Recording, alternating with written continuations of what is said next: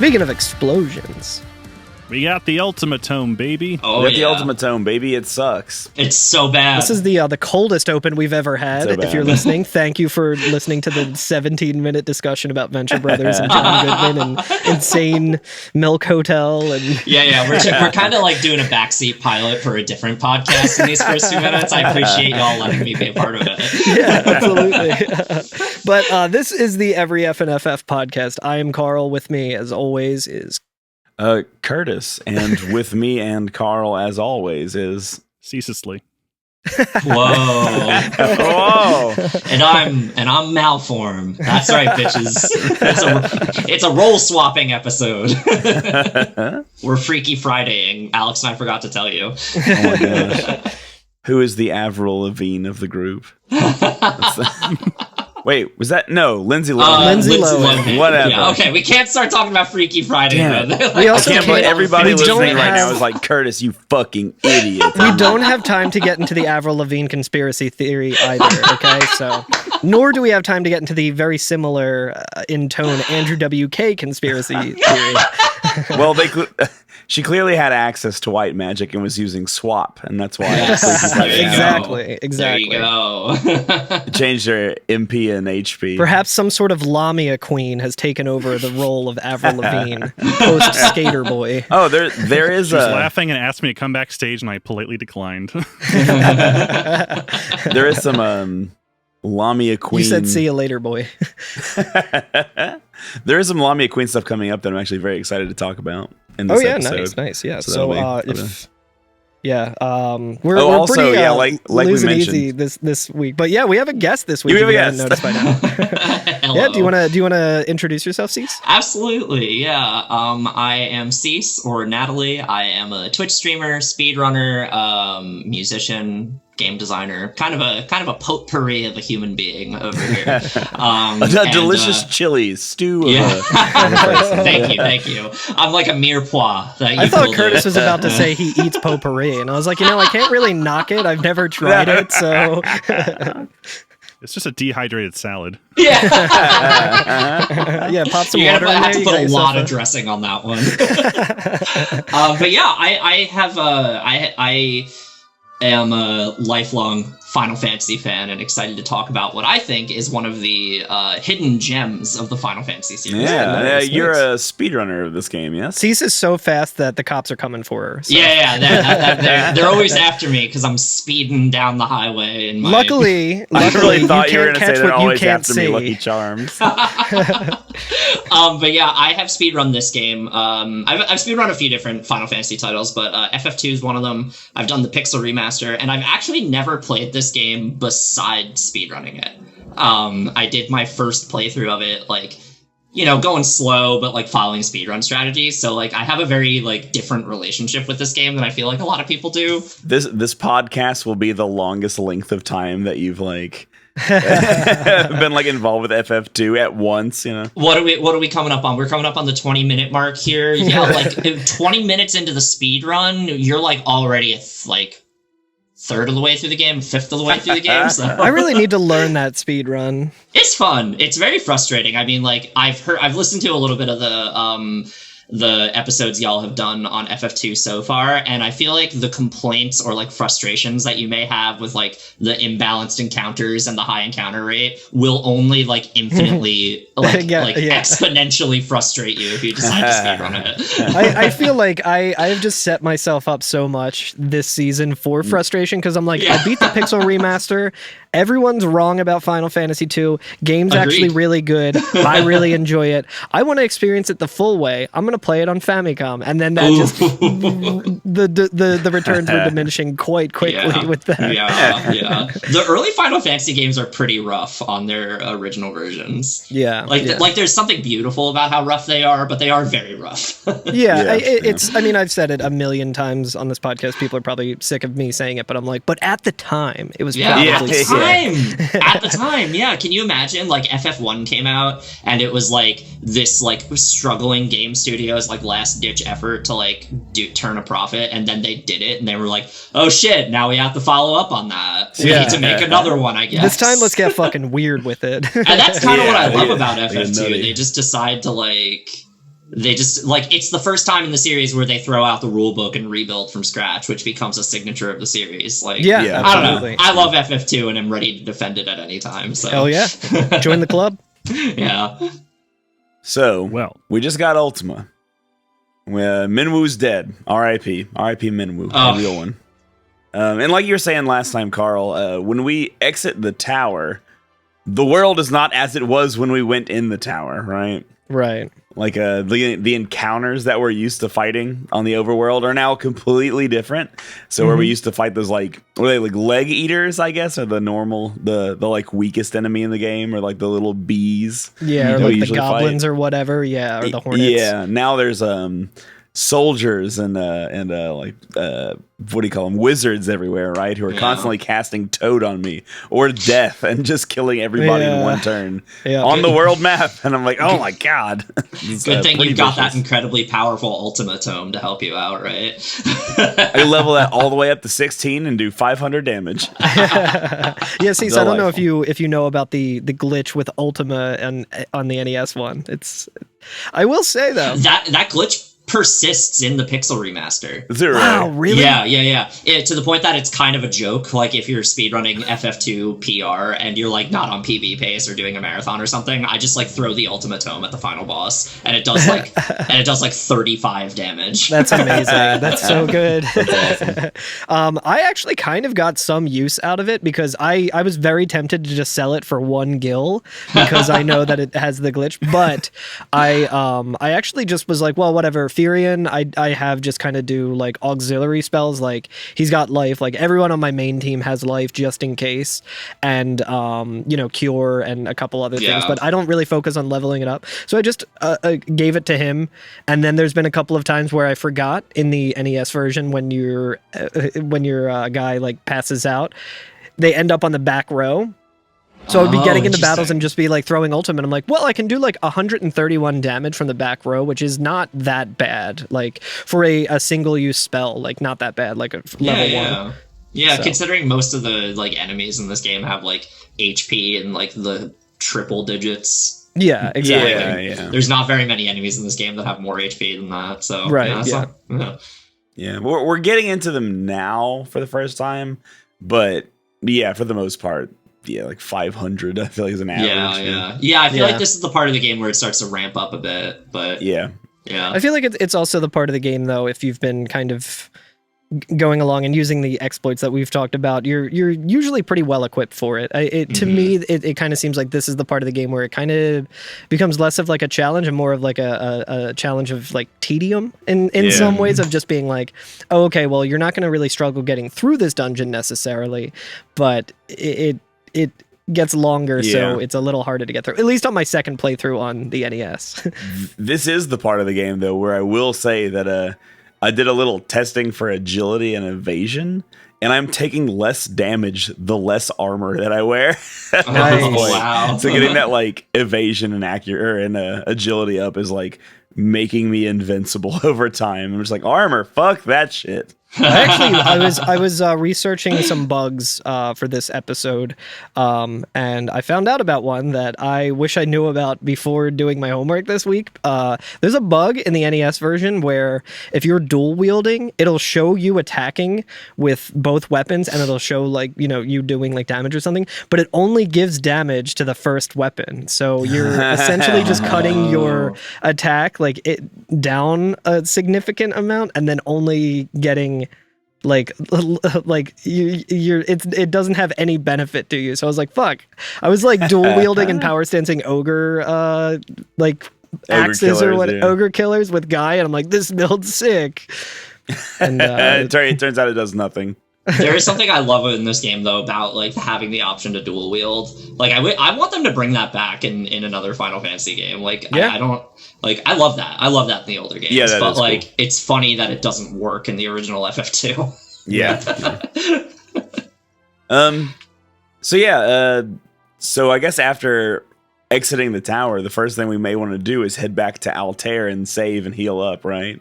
Of course, But, yeah. I guess not Altair. Or the other small town that's kind of close to Fynn, or Galtrea? maybe Poft or Oh, maybe Paloon. Pop. Yeah. Any of these towns. Any of these got towns some that we options. know and love, yeah. Yeah. Having gone to them dozens of times by now. Yeah. But unfortunately, all of them are rubble and cannot be entered anymore. So like, What I really- oops. Except for Bafsk. Bafsk is fine. Is Baths fine? I was wondering Yeah. about that. They have absolutely no idea anything's happening. Oh, They're well. just vibing in buffs. Yeah, Mysidia is fine. Kind of weird of the Empire to only take down towns of just civilians and like non-violent. I guess they like- were rebel towns. Is that the implication? Yeah, I guess that is. But Because they I were mean, you would building think, something like, dreadful in Bafsk, so maybe like yeah, that's actually like a they got imperial a city. pass. they got a pass literally because you get the pass there. Sorry. Anyway, yeah. So there's nowhere to go except for Fynn right now, right? And if you are on the original Famicom version, I really like the scale of everything because the story, and you can actually hear this from the mages in Mysidia. If you go to Mysidia and you talk to them after getting Ultima, they'll be like, "Oh, so you got Ultima? Oh, Minwu's dead. That's too bad." And then some of them are like, there's just a giant like tornado. There's a giant cyclone that's just blowing around, destroying cities. Kind of nuts. Yeah. So the world is starting to be ravaged by a cyclone for some reason, and it just is sweeping over town to town and destroying them. So we Yeah. need to return to Fynn and talk to the princess and talk to Gordon. what is Gordon. what's his name? Gideon? No. Gordon? Gordon. And talk to the princess and Gordon. What the fuck is his name? we only talk about him every single episode. Whatever. Curtis accidentally hit ask instead of learn each time I said that. So. We should also check on that guy who's like behind the wall, guarding the chests in the secret room. Oh, really? yeah. What does he say now? I think you already mentioned it, where he just says, "I don't want to die, mommy." Oh, okay. Oh, yeah, that's right. Yeah, the private, the man on the wall. But yeah, Yeah. speaking of scale, we can also see outside of the walls of Fynn. We can see that cyclone. It is getting very close Yeah. to Fynn, which is bad news for us. But the good news is it is not moving. I think in the Pixel remaster, it's nice and animated and Yeah. pretty large and cool looking. Yeah. It's got In a the really nice NES animation there. In yeah. the NES one, it's just literally a Single like 8x8 spread. Yeah, love it's that. really Just like great. the ship in the Leviathan's I love teeth. It's that. just Just Yeah. like the worm, just like the wyvern. We don't need no CGI. We've got our imaginations. Exactly. Yeah. But it's probably more to scale. I mean, Yeah. yeah, that's probably true. In the Famicom, not everything's smaller, but the party is bigger. Do you think that, and I don't know if y'all have played it or not, you may have, Cease, but I wonder if the final dungeon of Final Fantasy XII is a reference to this. The Cyclone, like the Bahamut in FF12, which is a giant mechanical cyclone. That's like I would getting ready to imagine destroy it probably stuff. is. I mean, there's a lot of callbacks in 13 to Final Fantasy 2 as well. So Yeah, that's fair. Final Fantasy 2 gets a lot of love within the Final Fantasy franchise. There's also FF9. Sorry, I'm yeah. less than half an hour in. I'm already talking about FF9. My apologies, but No, please. FF9 is obviously chock full of references to every game in the series that came before it, but there's a lot of love for FF2 in that game. So I feel I don't know, it gives me the impression that this one was maybe favored by the developers in some way. It feels like not it's the perfect, developer's but- favorite. Yeah. Yeah, Yeah. like I agree. if FF1 was the little engine that could, FF2 was okay, we've gotten to the station, now let's blow it up and build a sick jet ski or something. I feel like FF2 is probably the one like you said, the FF1 was the Hail Mary of just let's Yeah. just go out with one more if and see how it goes. And I feel like this one is more like the the DIY recorded like punk album or something that a band recorded right before like getting like ultra famous and then having to like abide by like more of a label and like, you know, be more mindful of the audience and stuff. So this is Square Enix's Pinkerton, is what you're saying. Oh yeah. I was thinking more. I think I made the same analogy a few episodes ago, where like everyone's second album ends up being like what they're known for. Yeah. Because it's what now they have the freedom and like not the like they aren't trying to break through anymore. Yeah. This is they have the more creative freedom and then more ambition. Also, yeah, they probably do think of it as like the defining Final Fantasy that they want to kind of keep reminding you exists. Yeah. But we can go into the castle Fynn and speak to Hilda, and she tells us that like the Cyclone is bearing down on us. It's already destroyed all the other rebel cities right now. It's coming for us, and we can learn the word Cyclone, which I think is no, not the final one. It's like the next to last word that we get to learn in the game. So we're like, oh yeah, almost full of a vocabulary now. Almost there. Yeah. The Emperor's foul magic control even the winds. Poft, Palum, Altair, Gatria, each was destroyed in turn. And now the Cyclone is headed for Fynn. And you're like, a cyclone? What is that? What's a cyclone? Everyone keeps saying this word cyclone. What is that? I like when you speak to Gordon, he says something that like is almost indicative of the fact that Ultima doesn't work in Final Fantasy 2. Because as soon as you talk to him, he says, Ultima's in our hands, but what good is it? And like, yeah, indeed, what good is it? It's not. It's like he knew. I like imagining Gordon as the one naysayer who's like, I don't think this is gonna work, y'all. This isn't the silver bullet we imagined it to be. Yeah, this shit sucks. This was just Minu's little pet project, I think.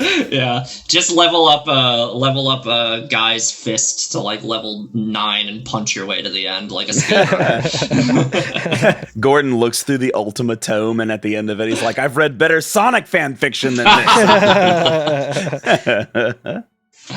Not a single mention of Rouge the Bat in any of this fucking Ultima tome. It's trash. Speaking of wings, Rouge the Bat. Yeah. Gordon does say, like, unless we sprout wings and learn to fly, I don't see how we can get into that cyclone. And I believe we have... In the NES one, he just says, we would need to fly to get in there. And I believe we are aware of a creature who has wings that we are able to summon. If you talk to Hilda, we mentioned like if you visit here like with Rickard, she does mention the mirror. Mm-hmm. Yeah. Yes, like, yes. She even just straight up says like, "Oh yeah, you should try summoning the wyvern." Oh wait, it's just an egg. Never mind. Yeah. I wasn't able to find that dialogue in the NES one. It was kind of another instance of like Final Fantasy 2 giving you no real direction that I could find. But I had done it before, and it's kind of an obvious setup. Like we've already potentially gone to the mirror and saw the egg resting in the thing. We know that we need to fly in there. Everyone's kind of hinting at what we need to do. You probably have an idea that you need a wyvern to fly in there. But yeah, you can ask Hilda now, ask wyverns, and she says, long ago we summoned wyverns by reflecting the light of the pendant off the castle's mirror. Yeah. Interesting. And so now we can go back to that mirror if we hadn't already. I might have just given up asking her things. Like I went down several and I said a bunch and it was just question mark, and I was just like, probably stopped at Dragoon, and I was like, fuck this. Yeah, at this point you ask her Wild Rose and she says question mark, and you're like, what are you talking about? You're the one who told me that. Yeah, you're the one who told me about Wild Rose. She has short-term memory loss. She can't help it. It's all that stress. That cyclone knocked it out of her. Yeah. I love that scene where the wyvern comes flying in and like it's cute. What's his name? The dragoon. Speedrunner brain. I have no idea who anyone's name is. Rickard. Rickard. His name is A. Yeah, his name is A. We gotta minimize the frames of the text boxes. But yeah, it's a really cute little scene. I remember the first time I played this game, when I got to that scene, I was like, oh, that was lovely. And like for me, it might be like the first scene in the Final Fantasy series that's like a character-driven, like emotional catharsis scene. I don't know. Okay. Maybe there are ones earlier in this same game, but in my personal first playthrough of FF2, like I played FF1 and never really had that experience. Like I love FF1, but it's not like an emotional driven game really. This is Sure. the fetch quest that has the biggest payoff, considering that Definitely, this game is full of get this thing so you can get this thing so you can get this thing. But this is like get the egg and put it in the incubator, and then like it finally comes back around at this point in the game. Yeah, it's pretty cool. It's funny. I'm But, actually yeah, so I'm looking through my Pixel Remaster screenshots of this, and I think the order that I did this in was I went back to Diced and I had Rickard meet Elena, and Kane is the name that was kind of retcon for the younger child there. And then I must have gone all the way back to the egg because I was like, I need the wyvern, obviously. Let me go and get like the egg. So I went all the way back down there and I just got a text box. The egg rests deep at the bottom of the life spring. And then the next screenshot I have is the mirror absorbs the light emitted by the pendant. And I was like, fuck, god damn it. You could have just called out the wyvern's name while you were there. Come Yeah, on. exactly. It would be funny if it was just sleeping there, yeah. But if we go to the mirror, it says the mirror absorbs the light emitted by the pendant, and if before the scene it would just show an egg just kind of sitting at the bottom of the lake or bottom of the spring, but now it says an image of a young wyvern shimmers in the mirror. The last wyvern egg has finally hatched, and the wyvern is speeding towards Fynn. Hell Nice. You yeah. get a little like montage of it just flying from dice. Yeah. That's very cute. Yeah, it is very cute. I love it. In the NES one, it stays in the room, but we get a little like Charizard sprite as if you were like in your Pokemon party looking at him, yeah, like that's a right, yeah. later game, and it just kind of like comes in and like goes around the room in a pretty silly kind of way. I do love that. I love that. What I also like is in the Famicom version, the wyvern becomes a item. And so Yeah, like, I do not like that about it actually. Oh, really? this is your one chance to get rid of key items actually is coming up because the wyvern can be equipped to a character and then used as an attack item and it'll cast Cyclone, which is not great. Whoa. I used it a Whoa. couple times. It's not amazing, but it does do an all hit spell that hits everybody on screen. Cyclone. Which like 10 or level something. of Cyclone is it? I will tell you as soon as I hit back. The on- reason I ask is because there is a similar item that can be used to cast Cyclone that's in a chest coming up in a dungeon that is guarded by a very, very tough boss. Oh, let me take that back. It casts Blaze. Oh, My okay, cool. mistake. Nice. Blaze 7. Blaze it. Hell but yeah. That's cool. it doesn't do that much damage though. It's not that good. Can you level up the wyvern like as a weapon? I don't think so. But you can, because you can use it as an item, you can give it to a party member. And if we have any more party members leave the party, we can get rid of some fucking key items by just having them have the key item when they leave the party. Yeah, just give the fucking wyvern to Rickard. That's exactly what I did because I was like, well, he's a dragoon. He should have the Yeah, wyvern he should with him. have. Yeah. Yeah, Right, for sure. alright. Also, before we use the wyvern to actually get into the Cyclone, we can visit that lovable scamp Paul again and be Oh, like, yeah. yo, Yes. Paul, we're getting ready to go into the Cyclone. And he's like, yo, that shit's crazy. Why don't you have all these treasures that are in my house? And boy, does he have treasures. I love that he's just got this like basement full of cool shit that Oh, you can just yeah. take from him. Yeah. It He's like a makes sense doomsday too. prepper. Yeah. It makes sense with his character as Yeah. well. We get Yeah, a little sure. more characterization of him a little later in this episode as well that I really enjoy. But Yeah. You mentioned, Carl, that you think you found this secret door like a while ago because there is just like a tile on his wall that says like nothing out of the ordinary. yeah, Interesting. it doesn't say like nothing's there, like the default thing if you hit the button anywhere, but it says like there is nothing out of the ordinary here. And I'm like, yeah, Interesting. I'm in a thief's Oh, wow, house, I and didn't that's know what that. it's saying to me. Okay. But I would say chief among the cool things in his basement is another blood sword. Let's go, Yes. Paul. Oh yeah. Love this. The blood sword is so broken in this game. It's so awesome. It's so good. I love it. It rules. I like that Paul says, tell you what, I've been keeping a few things stashed away and I want you to have them. Try feeling around the wall near my bed. And just like How does implication. how does the blood sword work in the Pixel remaster? So in the Pixel remaster, when the game was originally released, it was like incredibly imbalanced and like overpowered. But then they released a patch of it that nerfed all of the swords that like inflicted statuses. I don't remember if the blood sword itself got nerfed But like the main strategy in the speedrun, like towards the end, is like giving a party member y'all haven't met yet the blood sword and the Donald sleep Duck. blade. Yeah, Donald Yeah, Duck. that's right. When Donald and Goofy come in after their Give them latest both blood adventure with swords. Sora, give them both blood swords to unlock Kingdom Hearts. That's how FF2 ends. Sorry to spoil it, but No, it's fine. but yeah, so like they definitely nerfed the power of a lot of the weapons in like the Pixel Remaster like post-launch patch. The blood sword just like does a lot of damage the last time I played this game, like an obscene amount, like I don't 1/3 of the know- final boss's health if you set it up correctly. In this game, it does in the Famicom version, it does 1/16 of the health of the enemy That's right. per swing. That's right. Yeah. So if you That's like right. swing 8 times and do 8 hits, that's half the health. Up to Yeah. a cap. Like Yeah, you know. yeah. Yeah, Yeah, it's kind of like a demi spell in other games where it's like a Yes. percentage and you can't reach 0 with it, but Right. yeah. It's I can't remember. I think I can't remember in my playthrough, but in the Pixel Remaster, I just kind of like accidentally used that against the final boss and got like quad 9s, and I was like, Yeah. holy shit.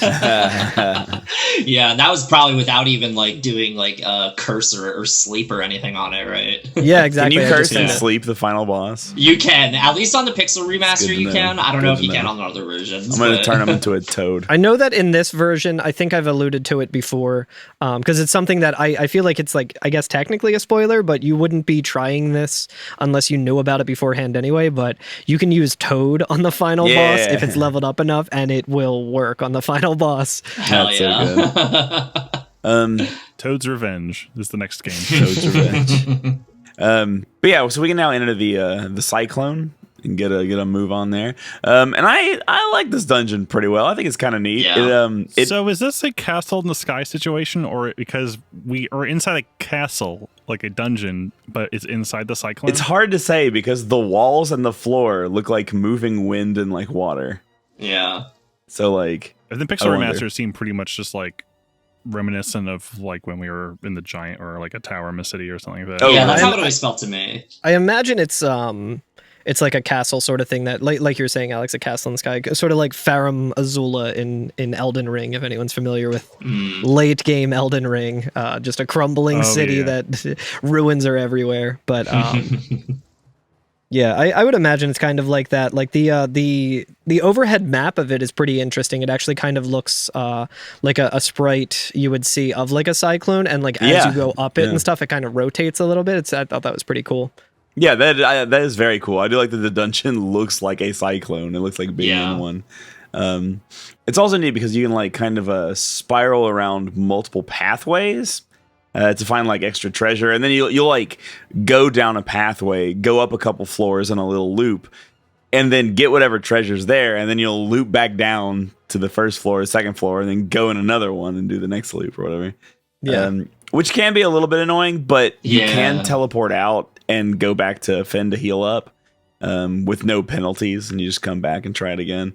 I've actually never realized that before. That's like the shape of the level. That's really, really clever. That it like Yeah. spirals downward. That's Yeah, cool. I just realized it today when I was kind of looking at a map as I went through. I do like in the Pixel Remaster how you can always kind of pull up a map as you're going Yeah. through the area, and Yeah. because of that, I'm like, well, I did it in the Pixel Remaster on my first playthrough. I'm doing it by looking up a guide on the NES. Now. Not going through blind. I don't have it in me. Did any of y'all game over in this dungeon when you were playing through? Because there's some freaking vicious enemy hordes here. Yes, I did. This This one, I did not. The next Nice. one, yes, constantly. Yeah. I'm pretty sure I got pretty deeply into this one, and I was feeling pretty like confident. And then I think I got like a party wipe and ended up having to start it over and be like, God damn it. Woof. There's a random encounter you can get in this dungeon that we're skipping ahead a bit to like the boss gauntlet at the end of this dungeon, but it's the same formation as one of the fights in that boss gauntlet. And I Okay. guess the game has it like in its seed of random encounters, but it still flags it as an unfleeable. So if you get, I think, 2 of the general enemies the big guys in the armor with the big swords. If you get 2 of those as a random encounter, you can't flee from it because the game treats it like an unrunnable. Oh, wow. That is a hard fight too. And it's a hard fight too. That is a hard fight. Yeah, when you have the 2 generals. I did run into 2 generals once. I might have run into them on the next dungeon though, I think. But so there are like the gray versions of the soldiers that we've been fighting the entire game. And they hit so fucking hard. They do like 700 damage per shot. It's nuts. And I couldn't keep up with the damage that they were doing, but I think my life spell is like level 3 now. So I would just like life after every time they would knock somebody down. So like ideally you can kill one of them before any of your characters die. And then when they're hitting the other characters, you can just continually cast life. And everybody will have like no HP, but you can make it through the fight. Yeah. What level is your life spell? 2 or 3. It's pretty low. Interesting, because I've had a lot of not success with life, even focusing mainly on like a target. It is a very accurate spell. It is not. I guess unless you use like the saint's wisdom or whatever, that would probably help.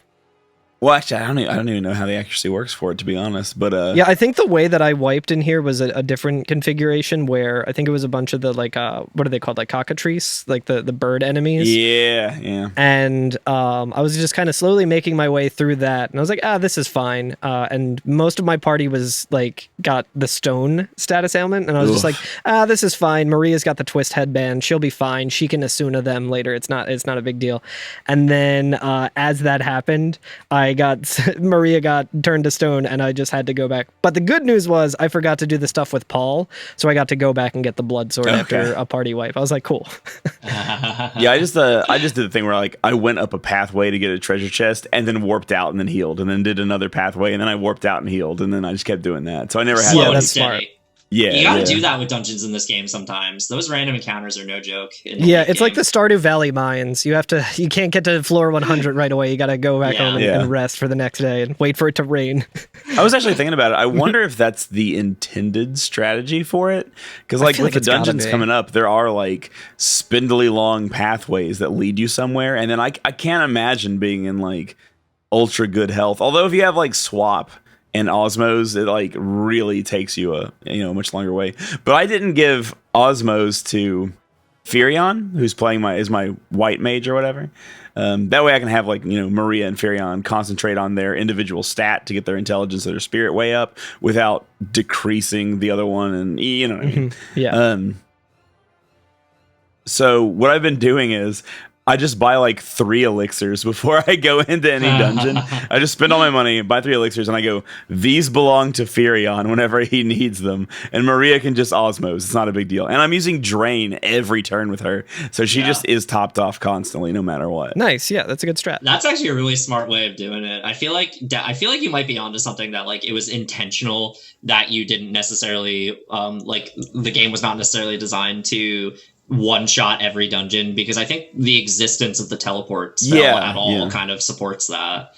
Yeah. Oh, I guess I should have been using warp too. I guess like that could help if I wanted to try to do like really helpful as well.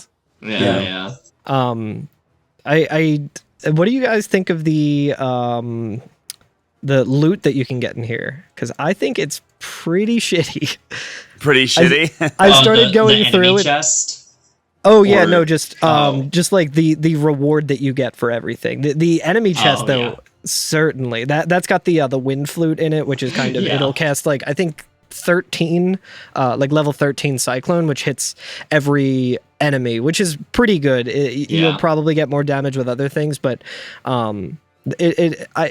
I realized that there's something called like a break chance in this game when you're using items like that, where I think most of them are 20%. There is one that's like a 10% one, but most of them are 20%. So you can use that a couple of times more than likely. Some of the treasure here is pretty good. It really depends. Like I did not set up any of my characters to use daggers. but there is a dagger called the Ripper here that's pretty good. That's like the best one you would have found thus far.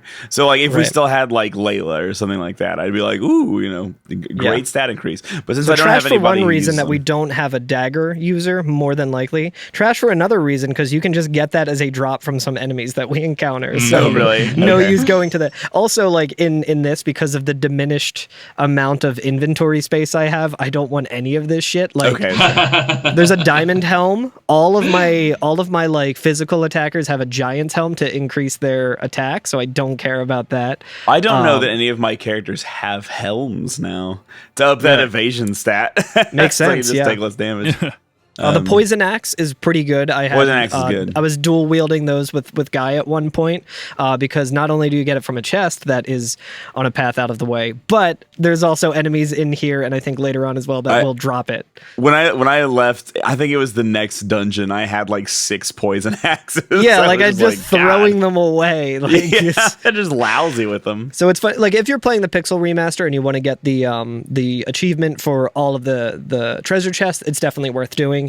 In the NES, it's just like none of this is worth it. Like I think the Wind Flute arguably, so you can fight kind of an optional boss, which is really tough. But yeah, that is the green dragon. So I know we just recently fought a white dragon, but this one, did anyone have problems with this fight? I used a little strategy called double blood swords. Oh, nice, Which yeah. worked pretty well for me. Yeah. I was I like, did what if, not, and I was like, what if Rickard and Furion had blood swords? Let's go.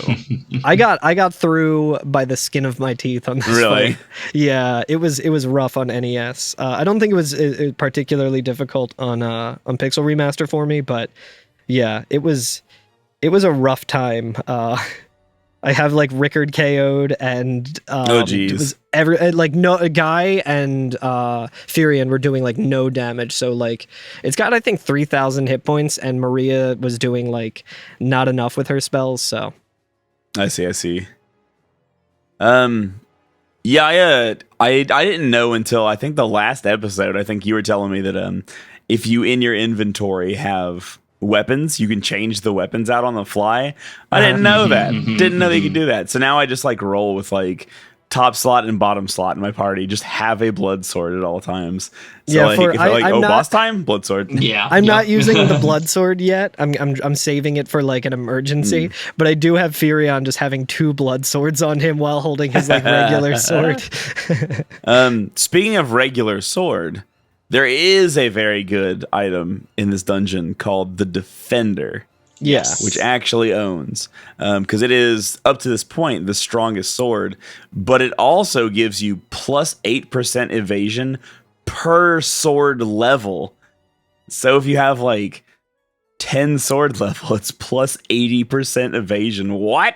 Oof. It's incredible. Shit. I didn't grab that. I think that speaks to one of the underrated like parts of this game, like mechanically, that I really like, is that like there are weapons, you can level up your weapons per character, but you get specific rewards for having leveled up a specific weapon and then equipping that same weapon. I don't know. It's a neat system, I think. And also the Defender is another thing, going back to talking about the way this game is referenced. It's a recurring item throughout the game. Is this the first game it's in, or was it in FF1 as well? I think it might have been only be in this one. Yeah, let me see. But I'm not 100% sure. But either way, look that up. It's like it's one of those quietly iconic weapons in the series. Yeah, it appears a lot. Yeah. You can also fight the monster in a box, not far from the Defender, and get yourself a diamond armor.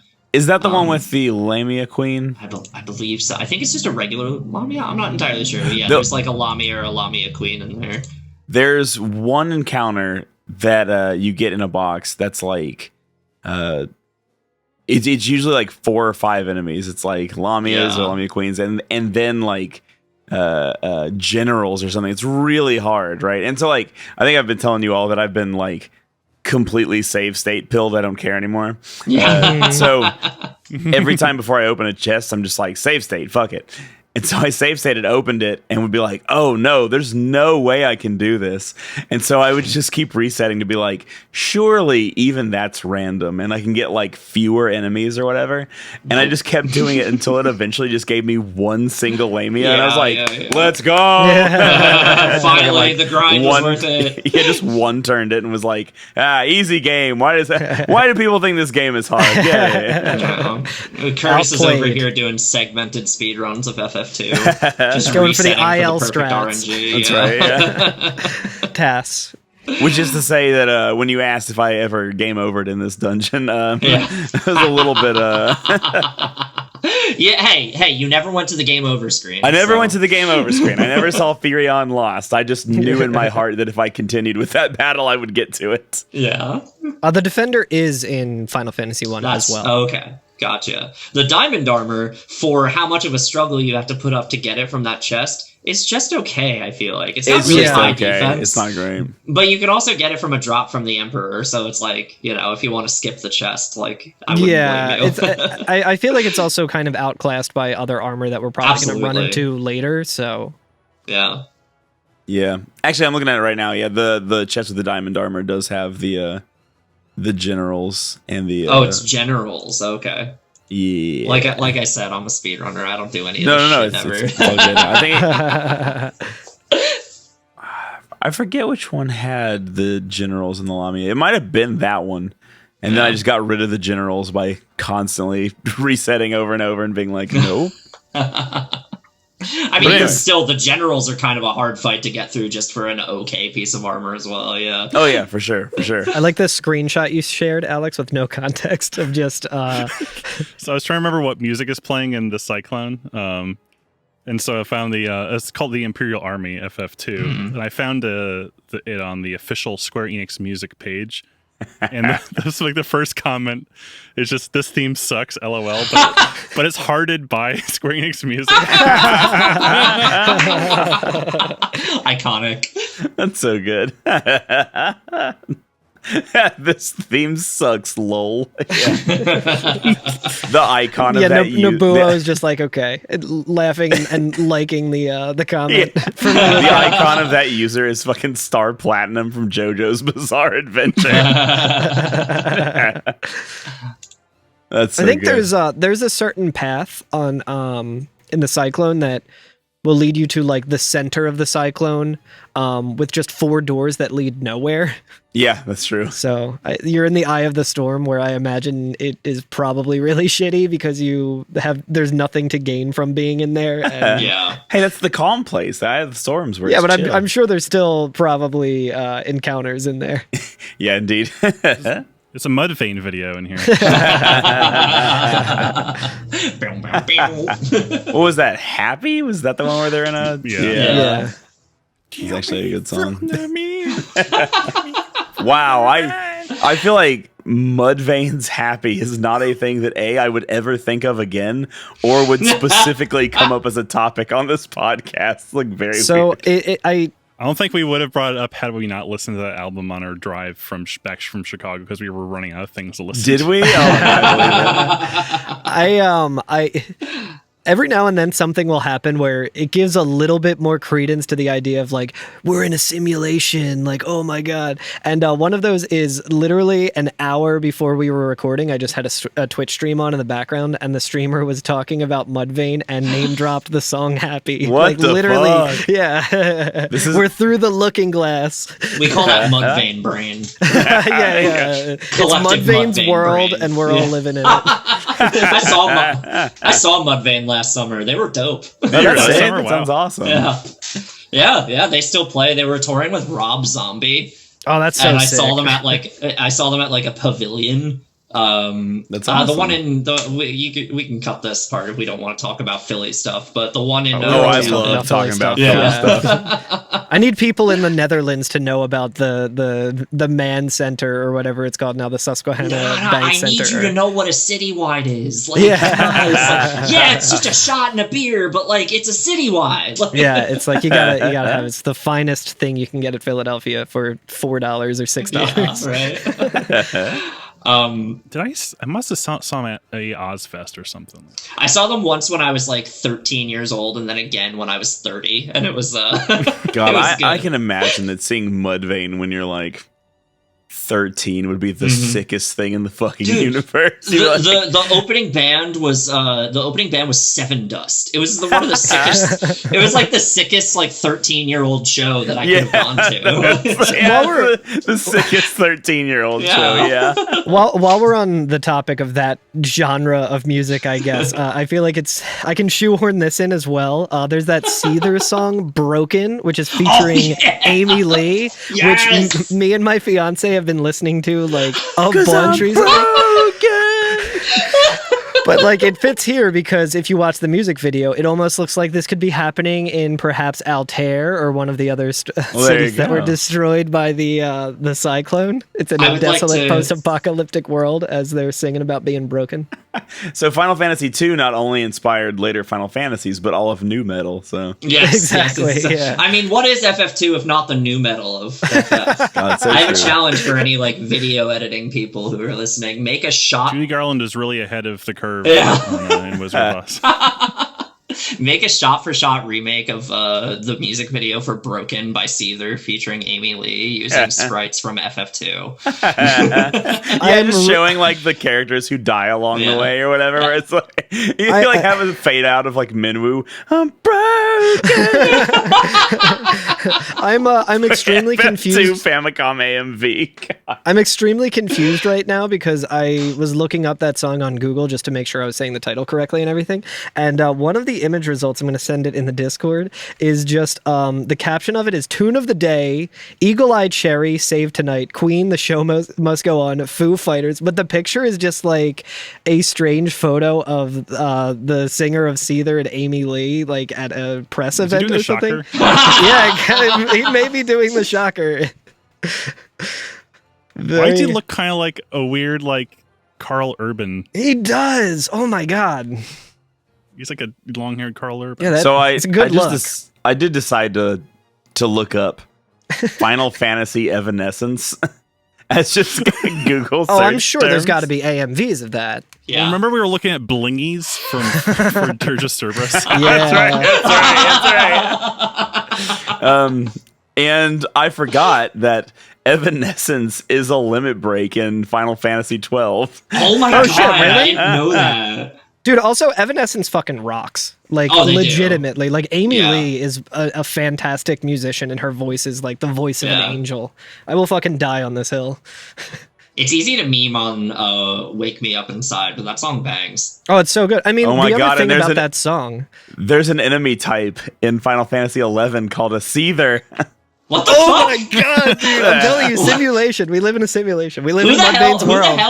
Who the hell at Square Enix is just such a fan of? I mean, they were big into Gact. Is this the My Bloody Valentine of My Bloody Valentine, Gact, yeah, Evanescence? That's true. That's true. As the generations go on, the references change as well. But yeah, the thing about like "Wake Me Up Inside" and all of that, like I'm pretty sure Amy Lee just wrote that song like straight up, and kind of like we were talking about earlier with like record labels calling the shots. I'm pretty sure they were just like, well, we need to give a different angle to it, so we need to have this like random dude singing in the background for no reason with like really shitty tone on the guitar. It's the female leads like that. Yeah, it's the same as today. Like no one wants like we need to make this more marketable. Yeah, we need to have the worst sounding voice in the world to complement your angel voice, Amy Lee. I will say though, that worst voice in the world honestly kind of makes the song for me. Oh sure, fair. It's iconic. Have you heard it live though? There's a live video of it on like MTV or something that was quite rough. Oh man, I'll have to look at that. Also, last thing I'll say about Amy Lee, there is an MTV Unplugged. I've got a few things to say about Amy Lee. I'm starting an Amy Lee podcast. There's a cover, an acoustic version of "Freak on a Leash" by Korn. Yes, from Korn Unplugged. Yeah, from MTV Unplugged. That is featuring Amy Lee, and again, it's a fucking fantastic listen. Everyone should listen to it. It's really good. That sounds so and cool. Jonathan Davis, like he caught himself to keep himself from swearing on MTV, but Amy Lee did not. Yeah, fuck yeah, based Amy Lee. Way more rock and roll. Speaking of rock and or roll bands from the 90s? No, they were from the 2000s. But from the 90s, in 1991, there was a black metal band that was formed called Emperor. I knew you were going to say that. Clever. Yeah. You know what else came in 1991? Did Amy Lee collaborate with them at all at any point? I would love to hear Amy Lee on a black metal album. That would be sick. Oh, that'd be so good. But tell us about Emperor, Curtis. I'll tell you about Emperor because His groove. the Emperor of Palamacia is on the 7th floor of the Cyclone. After we climb, Or all if the you're way going up by it. ground floor, the 6th floor. You bastard. I know Gordon said it was supposed to be less dangerous at the center, so I'm guessing it's actually getting more dangerous. I'm guessing we're starting at the bottom. Well, you know how we were talking about, like, is it a cyclone? Is it a castle? I will say the 7th floor is just a castle. Like, it is just straight made up, of stone just at a that castle, point. yeah. Yeah. I mean, I guess the read we could have on it is like the lore of this story that starts at the beginning crawl of it is that the emperor of like this place summoned demons from hell, and like so he's like he has a place of royalty and stuff. He probably was able to just use hell magic to like summon a cyclone to pick up part of a castle somewhere. I assume that's and the then make case. that his base, like his mobile base. I kind of figured that that's the case. That's my headcanon for it. Yeah, that makes the most sense. But he's It up makes there. perfect and, sense when you think about it. But he's up there, and he doesn't really want anything to do with us. He's not even willing to get up off his ass and fight us. Yeah. Yeah. I love Relatable. the line he says here. Yet you are but insects, unworthy even of being crushed under my foot. Yeah. He has a much lamer but more hilarious thing to say in the Famicom version, which is just, "I'm not wasting my time on you. Men, take them out. Bake them away, toys. Bake them away, toys." Do what the kid says. The Emperor's got sass even in the Famicom version. Oh, he has Yeah, sass. yeah. If he has one thing, it is sass. Yeah. It's fun to look at him as like sort of like a proto, like the ancestral origin of characters like Kuja and Kefka. Oh Yeah, for sure, for see, sure. Yeah. I think that was These like glammy, like it's the very anime trope of just like the kind of flamboyant villain. Yeah. Yeah, Mhm. yeah. Girahim in Skyward Sword. Yeah. I was But yeah, I was he's- trying to look at the screenshot that I have of the Emperor in Pixel Remaster, and it is just him disintegrating because I quickly kicked his ass, I guess. So his name is Mateus, right? Yes, Emperor Mateus. Ah, I But didn't instead know of that. fighting you, yeah, We've said it a he's- couple of times on the podcast, and I always forget when Curtis or Alex mentions Mateus. It's I'm like like, who mentioned, the like, fuck is once. Mateus? when he when you approach him, you get 2 tiles away, and he says, "I'm not going to fight you. I'm going to send my men after you, and you have to fight a wave of royal guards."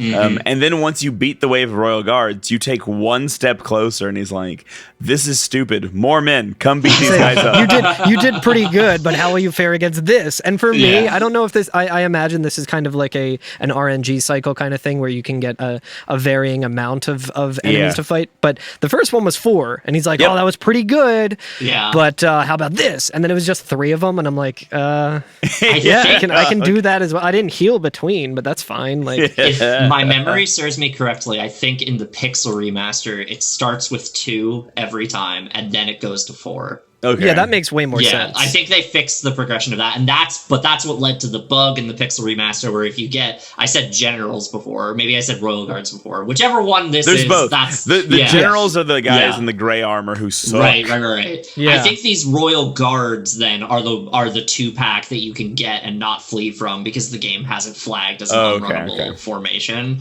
I see. Oh, it might be maybe because they're flagged Yeah. as like a boss encounter. I think that's what it is. I think the specific formation is flagged as unrunnable in this dungeon, and then there was an oversight that like if you get the identical one in a random encounter, you can't get it. You that can't makes run from it. sense. Yeah, As far as I'm concerned, in the Famicom version, all fights are inescapable because Yeah. I have done nothing with evasion, so I just go full attack the entire time. I respect that so much. That is such a fucking grind to not Yeah. flee from anything in this game. Wow. Yeah, it Yeah, is. yeah.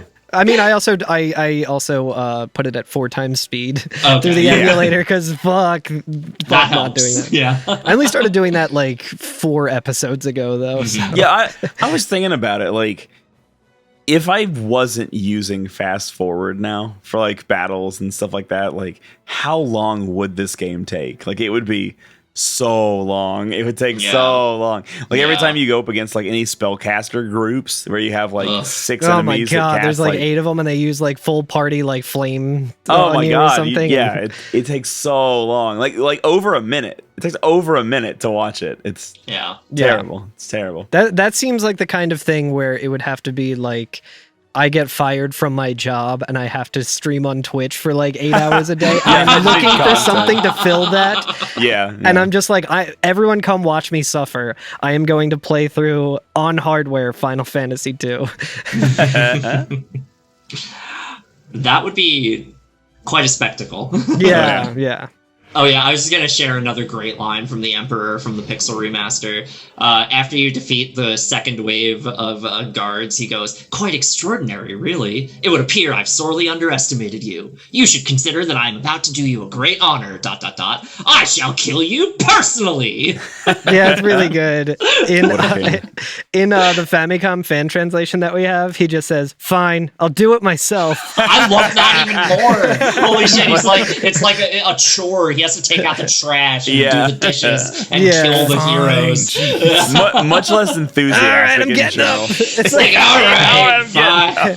He sounds like me whenever when y'all mom are like, is yelling at the kids and they're not listening, and then dad's like, "All right," And you just hear the sound of dad getting out of his chair. and you're like, "Oh no!" It's like, oh no, the creaking recliner. he sounds like me in the group chat whenever we're getting to record, like ready to record the podcast, and Alex and Carl are both in like the Zencaster call, and I'm like, "Hey, I'm still in bed. I'll be there in like 15." all right. I'm up. Let me be Curtis first. also shows up with a wood golem and 2 royal guards. Yes. when Every recording the famously. podcast. You just don't hear Famously. them. Yeah.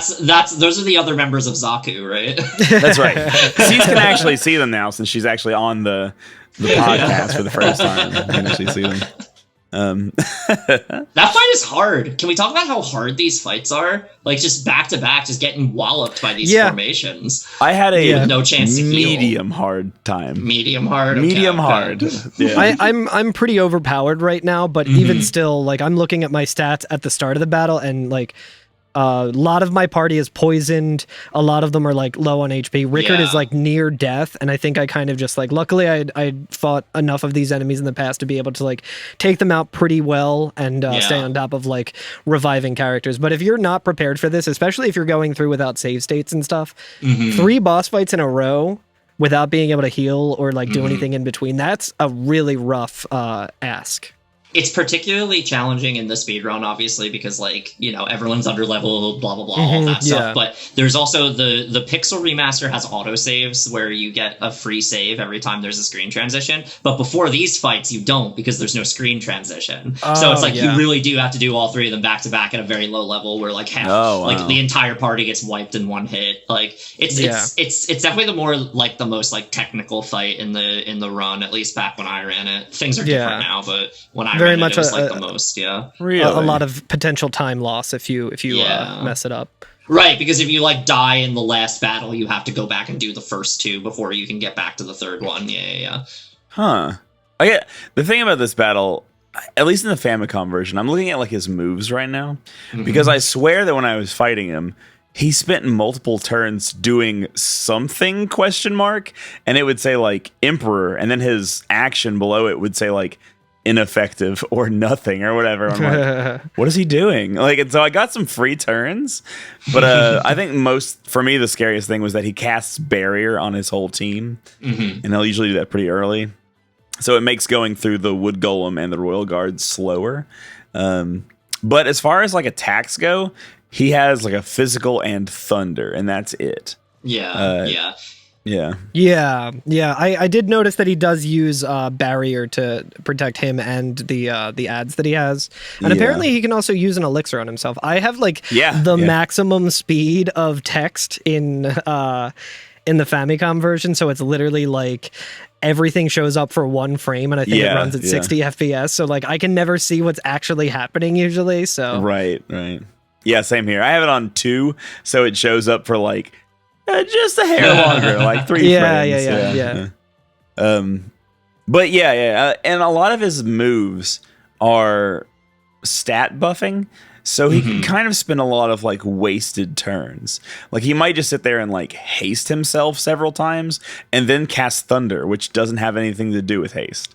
And so his AI is kind of interesting in that way. So I feel like once you take out the golem and the 2 royal guards, the battle is significantly easier at that point. Yeah, I think that's like the most sensible strategy to take in that final fight, is like, because that wood golem can hit you pretty hard with just its regular physical attack. Yeah, and it has a lot of HP guards. too. It does, yeah. For anybody who's listening who is not there yet, here's a free strat. All of these enemies are susceptible to sleep. Just saying. That's great. He can't do anything. I love that, actually. Yeah, even if you have like a sleep tome, you might be able to use that and get some like without even having to learn the spell and level it up. Yeah, that's even a backup strat in the speedrun, if I remember correctly, because there's an enemy that has like a chance of dropping the sleep tome, and if you happen to get it, you can use it to try to put everyone to sleep in that fight. Speaking of that's great. Faster, yeah. Speaking of putting to sleep, the wood golem can punch you to sleep. So wait, really? Yeah, that's so annoying. At least in the Famicom version, yeah. That's so funny. If it hits you, it'll put you to sleep. That's so funny. Yeah, I've never seen that, because when speedrunning it, you're just low enough level that it just kills you in one shot. But that's that's some form of getting put to sleep. What do y'all think are the logistics of getting punched and falling asleep? How does that work? I imagine it's like an LL Cool J, Mateus said, knock you out kind of thing. I was gonna say it's like like if you see like clips of like a UFC fight or something where someone gets punched and then it's like an immediate knockout where they're just like, it happens in real life. It does, yeah. The Royal Guards can also poison you with their normal attacks, but poison don't matter shit in this game. I just remembered the perfect example of getting punched to sleep, which is in one of the Jackass movies. I think it was like the second one, where Johnny Knoxville fought oh my god, yeah. Butterbean, I believe, and gets punched so hard that he's just literally snoring, like, and then he gets up, he's concussed, he's being stitched up, and he just goes, "Is Butterbean okay?"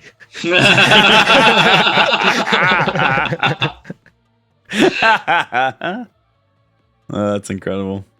But yeah, so like personally, I didn't have too much trouble with Emperor, but results may vary. That's I do fair. like how elegant his throne room looks in the Pixel remaster. There's like very ornate carpeting and a crest behind the throne, and he's on a cool giant, like almost like a sofa. It's like the throne, but it's like surrounded by like a love seat almost, with like. Isn't that what we mentioned of like what he has at the Coliseum? Yeah. He's just carrying it around from place to place. He's got all those royal guards carrying it for him. I mean, look, when you have one that you like, you want to sit in it. Maybe he has multiple different thrones that are all like copies of the same one. Yeah. Do you think the emperor is like concerned with like being as logistically like optimized as possible in this whole operation? Well, I mean, he does carry his home with him wherever he goes. That's via true. a giant cyclone. So. Yeah, he's definitely got like an endorsement, like a sponsorship deal from like a gamer chair brand, and they're just like, yeah, we'll send you a couple. So I want a gamer chair that looks like the Emperor's throne. But it's got to be pixelated. Yeah. I hate the idea of the endorsed Emperor. Like, when he's taking his turn, he's like cooking up a Thunder 10, and he's like, but first I want to tell you about Hello Fresh. And you're like, imagine he goes into a fucking Nature Box commercial in between fights. Like, I'm going to kill you personally, but first, a word from Bowl and Basket or whatever. The elixir. The elixir that he drinks is just fucking G Fuel. This fight brought to you by Raid Shadow Legend. Yes, that's the one. That's the one. Yeah. So anyway, we kill him, and then he says, Yes. We I kill him won't for the die. crime of being sponsored. He says, I won't die, and then immediately disappears in the Famicom version. We kind of see him fall Also, I just over in the remembered. Pixel I'm sorry to remaster. interrupt you, Carl, but Oh, no, it's fine. I feel bad now. I was like, wait a minute, doesn't Carl have a HelloFresh sponsorship? No, I did, and I don't give a shit. Okay, Alex I was like, immediately. oh wait.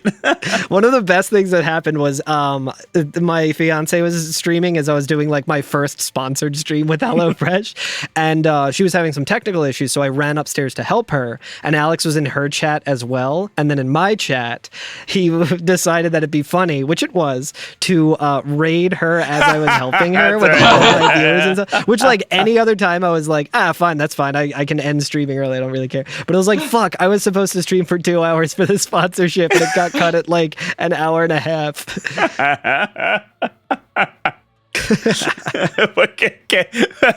Alex Chaos Agent.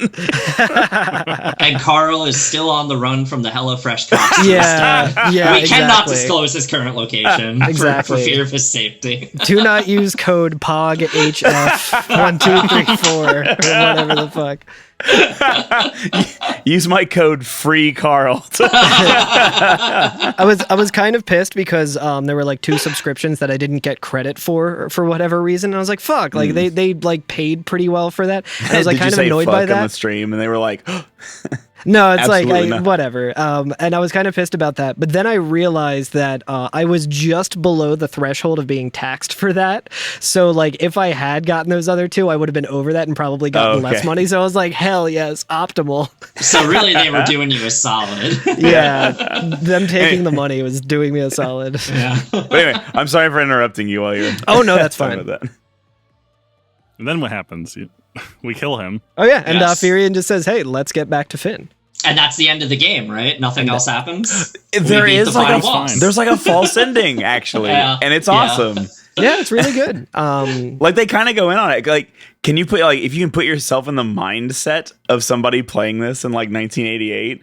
Yeah. It goes on for a little while. Like there's a whole like ending sequence here that's Yeah. really good. Imagine someone playing it in 1988 and like they get to that and then they're just like, oh, that was pretty sick. I don't really care about the credits or anything though. And then they just turn Yeah, off turn their it off, console right. and they think that's the end. It's like fucking Ghost and Goblins, where you beat it and you're like, "Thank God, I finally beat it." And it's like, "You fool! This was just the dream. Now you have to do it in real life." And it's like new God. game, mandatory new game plus to actually get the true ending. Yeah. God. Oof. It's like the 4th act in Gone Girl. Yeah. That movie went like an hour longer than I thought it was going to. This fucking it's like this podcast. Any episode, it's going an hour longer than anyone expects. I don't know. I think every episode of this show should probably be another hour longer than it already is. Oh, hell yeah. I feel like I still have so much to say about Amy Lee and Jonathan Goodman. Oh my god, hell yeah, So absolutely. we go back to the castle Fynn, right? Automatically. Yes. And something important that Carl brought up in the chat that I also noticed because it happened to me Yes, too. It's so good. It's is so if good. you So- have a poisoned character in your party while you're automatically walking during the cutscenes, it plays the poison damage noise. It's like like the whole time it's like moving you around during the cutscenes. Also, So this funny. happens twice because you walk in and you show it and you hear the poison damage noise, and presumably I wasn't able to like really like I might be able to actually calculate it with my screenshots, but I think you actually do take the damage from Do the you steps. really? It's so good. So I was wondering, I wonder if there's a way. I wish I could like edit save files and stuff. like game over during the Yeah, just like cutscene. intentionally have like one person left that's poisoned with like 3 HP, and then Yes. have them walk in and then have it be a game over. Will poison kill you in this game? Or will it just That's a take you good down to question. one? That's a don't good know. question. So But- Yeah, go ahead. I'm gonna be doing like a series playthrough of Final Fantasy, probably like in the next few months, starting it. And Carl, I am going to play FF2 on the Famicom version just to test that for you. Oh, Yes. Well- just to see if I can do that. I don't want to put you up to that. Like, I don't want that evil to be on you, because that is quite an ask. But have you seen my stream? I'm the bitch who beats Pokemon games with a Diglett. Like, Yeah, that's true. That's true. I love tedium. So we get back to Fynn and we talk to Hilda And she has two very interesting lines of dialogue. First, she says, "Thanks to you, peace has been restored. Let us celebrate." And then she says, "We should take a quick break for the podcast before we come back to the next section." Which is a great idea because this is the end of the game. So we'll take a little break and then we'll come right back and, we'll talk about the end credits. Yeah. All right. Well, let's do that then. Because I think she's right. I think that's a good idea. Yeah. All right. See ya in a jiffy.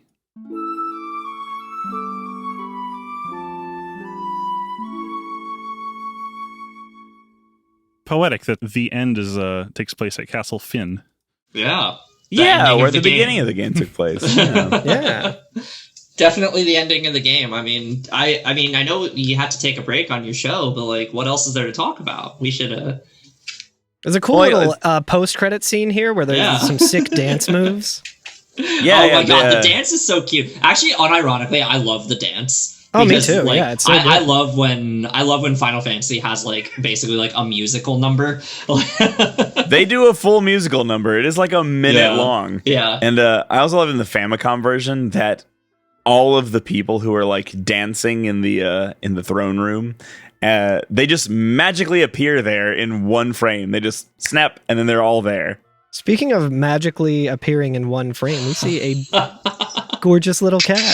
My gorgeous little black cat. Sorry to distract. Oh no, I also have a black friend. cat, and I am very, very in love with black cats. So, this is Nos. Anybody Nos. get in the microphone, buddy. Anybody who watches my stream knows he loves to come bother me when I'm doing stuff on my computer. Sweet angel, little baby. I just fed him. Anyway, yeah, I love the dance. Like, I love, like, again, like, I look at this game a lot as, like, setting the tone for future, like, things that come in Final Fantasy that weren't necessarily in the very first one. Like, the way that there's, like, this musical, like, dance break reminds me a bit of, like, the opera in FF6, or, like, the like, ceremony they do in FF9 with the rats doing, like, the river I love dance. that. Yeah. Like, oh yeah, that's such a good scene as well. Yeah. Or perhaps the dance scene in Final Fantasy VIII. oh, of course. Oh, how could I forget? I didn't forget. I was just slating you up for your once an episode FF8 reference. Interestingly enough, I will have another one coming up. I gotta get a picture of the cat as Or well. the Yes, dance please. scene from Final Fantasy X-2. Yes. Ooh, which one, buddy? Yeah. I've only know the opening one. Final Fantasy X-2 is my favorite musical. Dancer's a whole class, a whole job system. Yeah. Yeah, it's true. But yeah, so this little dance scene happens. Everybody has a little partner except for Layla, who just stands in the background and just was watching. Yeah, she's just fucking observing. chilling. I think Guy... Does Guy have a partner? I thought there was one other person who didn't. Well, in the Famicom version, at least, Furion just remains motionless in the center of the room as everybody dances around. So none of the party members actually come out. It's Al Gore Celebrate Good Times. I will. I will. Yeah. Mr. Vice President, someone finally bought your book. And they hang a mission accomplished banner Actually- here in Castle Fynn. Yeah. As they're dancing, a soldier bursts into the door. Right, he like runs in and says, Classic. He says, "Your Highness, someone's finally bought your book." And then, I'm sorry, Carl. I know you just did that joke, but I was like, "Damn it!" That's so good. Oh my god.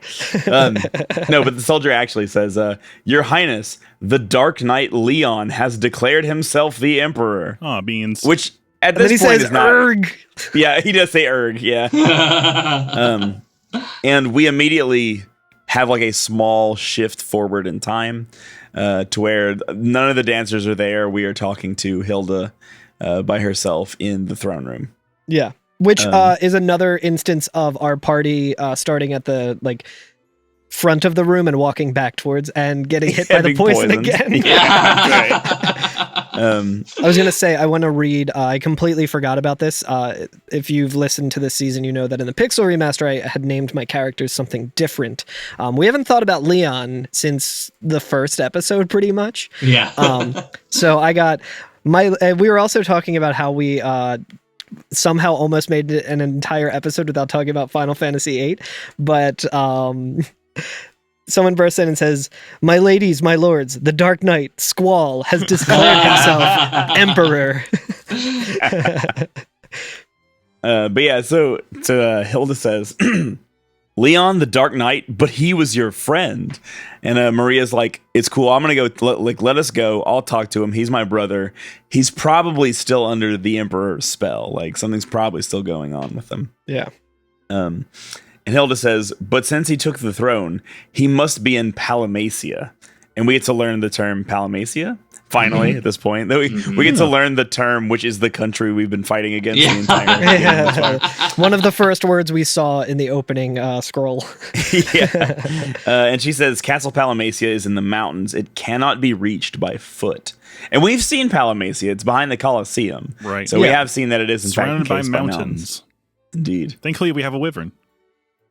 Yeah, I think we have a wyvern, right? Oh, wait, no. I put it in someone's pocket, and I don't know. Right. Rickard went to do some laundry and accidentally put the wyvern through the wash cycle. It got too small. Wait, so like, what do you know like if something bad happens if you get rid of the wyvern and don't have it in your items at this point? You never use it. You never use it. it. Yeah, you never use it. What happens next? I was like, wait a minute. I was just making a point. Is like, why do we need to use the air? Well, I guess it's more the reason. Like, why do we need to use a wyvern to get into the cyclone? We could have probably just descended on it. Yeah. Well, was I probably think, on vacation. No, I think we actually find out here why traveling to the Cyclone by airship was not a good idea. So we can talk to Layla and Gordon as well, and they both say oh, you're going to Palamacia, wow, and they both mention that Paul has bragged about sneaking in there before. I love how legend. What a legend! This guy keeps coming in Best handy. Character. Paul he is just such keeps a Chad. delivering. Such a Chad. Why isn't Paul on our team? How come we never get to get Paul on the team? Then it would Dude, be over in like 5 minutes. Yeah. Dude's never been caught. His evasion stat must be crazy. You give him the defender, that guy's never getting hit. So we go talk to Paul. And Paul really doesn't say anything. He's just like, oh, we got to deal with the Dark Knight, huh? Yeah, and I was looking around, and I'm like, what the fuck? And I'm like, what do I have to do next? And then just out of frame in Paul's house is Sid, who is blocking the way to Paul's room. Where why is Sid in Paul's house? Yeah. Because they're buds. This is the historical thing where we dig up Paul and Sid's bones and they're holding hands and we're like, they were good friends. Yes, they must have been good cousins. Friends. They must have been cousins, like on Sailor Moon. I ship Sid and Paul. Wow. Yeah, absolutely. What a power I think couple. we canonically have to ship Sid and Paul now. Yeah, for sure. I mean, it makes more sense to me than the woman outside of Joseph's house who was just fucking chilling there. Like, yeah. But yeah, Sid says, is he in bed at this point, right? He's standing in the hallway. He's blocking the hall toward the bed. Okay. I thought he was in bed or something like that. But he says, that cyclone really did a number on me back in Paloom. After he says that, he then gets in bed. Oh, yeah. So he's injured. Yeah. Okay. And in the Famicom one, he takes so long to walk to the bed. Yeah. He's clearly limping or something. Yeah. He's injured. It's very much like my body isn't taking too kindly to the idea of moving around. And Guy says, Sid, okay. I do like Guy says, Sid, okay. Rare Guy dialogue.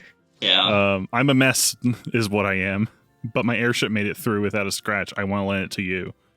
That's lend. I do love the screenshot. I do like a screenshot that I have of just Sid saying I'm a mess, and I'm like, yeah, I fucking relate. Bless this Reminder to tweet that later. I actually got 2 screenshots of it. One of them still had the Steam Deck screenshot taken on it, and then the other I made sure didn't have that because I was like, someone's going to want to post this. I did not know until right this moment that is the reason why Sid dies. Yeah. So I guess you're right, Carl. We couldn't. He was caught up in the destruction. We couldn't get his airship back then. He does mention that it was in Paloom, and he got hit, but the airship was fine. So I'm wondering if he was on the airship and the airship survived, but he got thrown out of it or something. Yeah. But importantly, right, especially since it's parked over in what's it called in Paloom. It's still parked there. So I imagine that's what I wanted to say to him before he could get to it. And that's what I was gonna say too. Is that I think it's actually kind of funny that like he's like, I want to loan you this airship. Take care of her. But yeah, lend. He's like, I'm gonna lend you the airship, but I want it back. So make sure you take care of it. And then he passes away as soon as he says that. That's so cool. And I go outside, assuming that it will be outside, but no, he didn't write it here. He left it in Paloom. Yeah, of course. I really like that characterization of him though, where it was like, he doesn't want to admit that he's dying. He's like such a tough guy that he's like, I'm not giving this to you. I'm just lending it to you. Once you kick the Emperor's ass, you got to give it back to me. And like, he knows he's going to die. Yeah. I wonder if he rode back to Fynn, like on Paul's back. Like, did Paul carry him all the way from Paloom? It was the same scene as Final Fantasy VIII when Squall is carrying Renoa. Yes, of course. They had their own little space moment. It was just off screen. It's just a Zack and Cloud thing. Yeah. Square just didn't have the courage to give us a men-loving men romance plotline yet. Yeah, they just had to hide it off screen a little bit. Which was the style at the time. Of course, yeah. So yeah, we can go over to Paloom. We actually have to use the canoe and kind of cross some land to get it, but we can get over there and grab it. Or actually, we could also use the boat, I guess, to go get it. If we have our boat parked within that, it was parked in a spot that I could not remember, and you cannot bring that up on a map on the Famicom version. Yeah, it's unclear if it was Leia's boat or just the one we found in the the Leviathan's teeth. Yeah. Oh yeah. It's the same boat. Actually, it's a different color, so I think it might be a different boat. It could maybe. It's just covered in Leviathan goo. Yeah. But yeah, we finally get an airship, which I think maybe is this the latest in any game we get an airship? Is like the final dungeons? Yeah, just to get to the final dungeon, basically. Yeah, that is pretty late. In 4, we have like 3 fucking airships by the end of the game. Fucking lousy with airships. 3 and FF4 love airships. They're like, what if you had so many? This one drills, this one grabs, this one goes to the moon. There's 3 airships and 3 SIDs. Did FF1 have an airship? Yes, it did. Okay. Yes, you get like a ship, and then you get like the float stone. Oh, that's right. That's right. Yeah. Okay. So this isn't a series first, but it is the Levy Stone. Oh, yeah, the Levy Stone. Yeah, I'm going through my brain of when you get all of them right now. So we've gone through the all Ragnarok's of these games. Pretty late. Yeah, Ragnarok is pretty late as well. Yeah, that's pretty late. But I feel like that. Yeah, I mean you still get to use it quite a bit before going to the final dungeon, though. I think.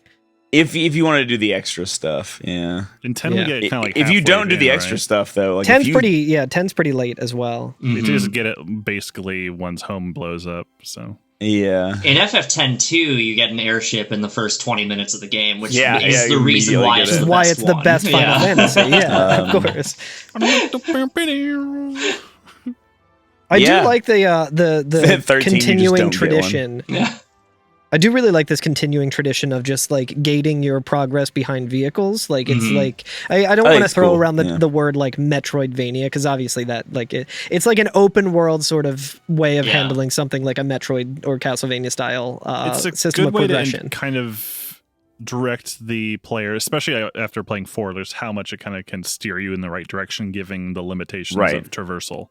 Yeah, and that one you needed like the hovercraft to get over like low waters, which is basically like the Bronco in 7 and stuff like that. We're like, okay, now you can go across this lake or whatever. You can backtrack a little bit if you wanted, or I think it's a really clever way of pacing the games out. Like obviously, like, yes, you get your airship very late, and the only thing left to do really is go to the final dungeon. But this also, like, it's kind of like a reward for grinding through the rest of the game, right? Like, to get access to this thing that brings you all over the map very quickly, indiscriminately, of like the geography or whatever. Yeah, and not having to get into random encounters as well. Yeah. That's huge, right? And it helps you, like, obviously, like, really hardcore players might, like, you know, use that as an advantage to go and tie up loose ends like side content or like fill out the bestiary. Does the Famicom version doesn't have like a built-in bestiary, does it? No. I didn't think so. No. But like, yeah, like I also think it's very clever for like, you know, like on these old ass games where they only had so much space to work with on a cartridge, it's like, okay, how do we only have a finite amount of space. How do we make the game longer? Like feel like an epic adventure? How do we do a natural way Yeah. of gating off certain parts where there's enemies that are going to Yeah. be outside of the skill level of the player? Yeah, it's pretty clever. I think they've been doing things like that in this series, like before, Carl, to your point, like terms like Metroidvania existed, or even like open world existed. So it's pretty cool to look back on through like a modern lens. And that was a thing that was using like, you know, Dragon Quest already and stuff like that. So like, yeah, they definitely owe a lot of their like design inspiration to series like Dragon Quest and Dungeons and Dragons and stuff. Yeah. I do like when we can talk to Paul here as well before grabbing on the airship, and he says that he's been to Palamacia if we ask him about it. And he said, I used a kite to land on the roof.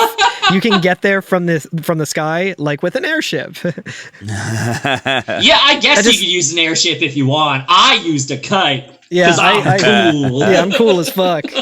You glided over there, yeah. They got their frisbee stuck up there. I'm like, oh man. Excuse me, Mr. Emperor, we accidentally threw our ball over your fence. Can we get it back? It's just the end of the Sandlot. The Emperor's not actually that bad. Like So they got the behemoth instead of the big dog. Yeah. I would like to point out at this point of the game, a new Marlboro shows up on the world map near Mysidia. Yes. Which, like, why you would go back to Mysidia at this point to fight a Marlboro, I fucking have no idea. I did to try and get some like better armor, because I was like, well, I'm not gonna get the diamond armor. I can probably buy some good armor in Mysidia. And no, you cannot. You can only get like ruby there, I think. But yeah, so here you can actually fight the Great Marlboro that does all the things that we know and love from a Marlboro, where it finally has like status effect attacks that just do every status. Yeah, so it finally is the real thing. Yeah, those things are scary. You run into one of those just out in the wild and you're not prepared for it, you get wrecked. Yep. I mean, much worse, you run into like 6 of them or something, and you're like, oh no. Because FF2 just loves doing that. Just setting you up with a pack of like 8 enemies that can all inflict every status or instant death. Like, it's like, okay, cool, fair, and balanced. There's no real way to protect against stone. Good luck. You just everyone got hit with stone. Hope you got some gold needles. Speaking of everyone getting hit with things, this will become important when we get to the next dungeon, Castle Palamacia. There's also some encounters that appear outside of Castle Palamacia, but I actually want to save those encounters for when we're inside the castle, because they are a monster in a box encounter as well. Nice. So I'll bring that up when we get to those. Speaking of which, I couldn't figure out how to get into Castle Palamacia on the Famicom version. Really, really confusing on the Famicom version. So I think you tried to land multiple times on the castle, couldn't get it. Yeah. So the way that it's kind of broken down, it's there's like the tip of the tower is like right outside of the mountain range, so you have to only land on that one specific tile. That one tile, that's the tip of the leftmost tower for some reason. All the other tiles of the castle will not count as you trying to land on it. Yeah, it's like a 3x3 sprite as well. Like, it's a pretty large sprite, and you try landing on a bunch of different ones, and you're just like, nope. And I was like, what am I doing wrong? And then I did it, and I was like, wait, I never saved my game before coming in here. Of course, I can like save state if I want. I will just do the smart thing. I wonder if you can warp out of here. So I used warp. I know where you're going with this. I used warp, and then I'm right outside of it on the world map, and my airship is nowhere to be seen. And I was like, did I just fucking softlock myself? Which led me to research, like, is there a way to softlock yourself in Final Fantasy II? Which only returned results about Super Nintendo Final Fantasy II, aka Final Fantasy IV. And I couldn't find anything about it. And I was like, okay, well, I guess I'll just try and see if I can just go around the world and find my airship. And I went back to Palome. I was like, yeah, it would make sense that it would maybe be there. You know, Sid's got autopilot set up or something. Wasn't there, and I was like, oh no. But luckily I was able to just make my way back to Fynn, and it's like parked right outside of Fynn. So I was like, oh, okay, well, that's inconvenient. Put it the furthest place away. Yeah, it's not easy to get there as well with like the amount of like places you've moved the boat and like it's not too bad if you know where you're going, but there was a lot of very tough random encounters. I didn't even think about getting the chocobo. I was gonna say, and all the random encounters are motherfuckers now too. Yeah, so that was not very fun. Wow. Well, save but before you go in. I'm glad it didn't soft lock. That would have been really, really bad. They thought of everything. So we enter Castle Palamacia on the top floor, which is great because we want to be on the top floor, right? That's where the Emperor is. Yeah. So we are in a long hallway, and when we get into the room at the end of the hallway, the floor gives out, and we're now on floor 1 of Castle Palamacia. Whoopsie. Yep. So we need to get to floor 7. We fell through a hole. Yeah. Now I did die here a couple times. There are some very difficult encounters in certain setups. So I did have to do a couple times like save state, roll the RNG and trying to get a better encounter. Yeah, the Curtis strat. Yeah. Patented. It's kind of tough. It's tough. Yeah, there's a lot going on here. There's the wood golems are all here. There's a lot of enemy types here too. Mm-hmm. There's a lot going on. Amoeba enemies, which I think Amoeba. Yes, this might be the first place that we see them, right? I love the amoeba. You can actually find them in the Cyclone, I think, on the lower levels. Oh, okay. Yes. I think I ran into them with like a Terra Malboro or something. They're not too bad, I would say. Like, I don't think they're that difficult to beat. Just an excellent enemy design. Like, just so good. what if we have like a pile of goo and put a bunch of eyes on it? Another enemy type that reappears several times throughout Final Fantasy. Yeah. Later known as Hecdies in some games. That's right. Yeah. Ooh, yeah. So I don't know how I got this drop. It might have been in this fight, but I'm seeing that I got a drop of a Yoichi bow. Did you really?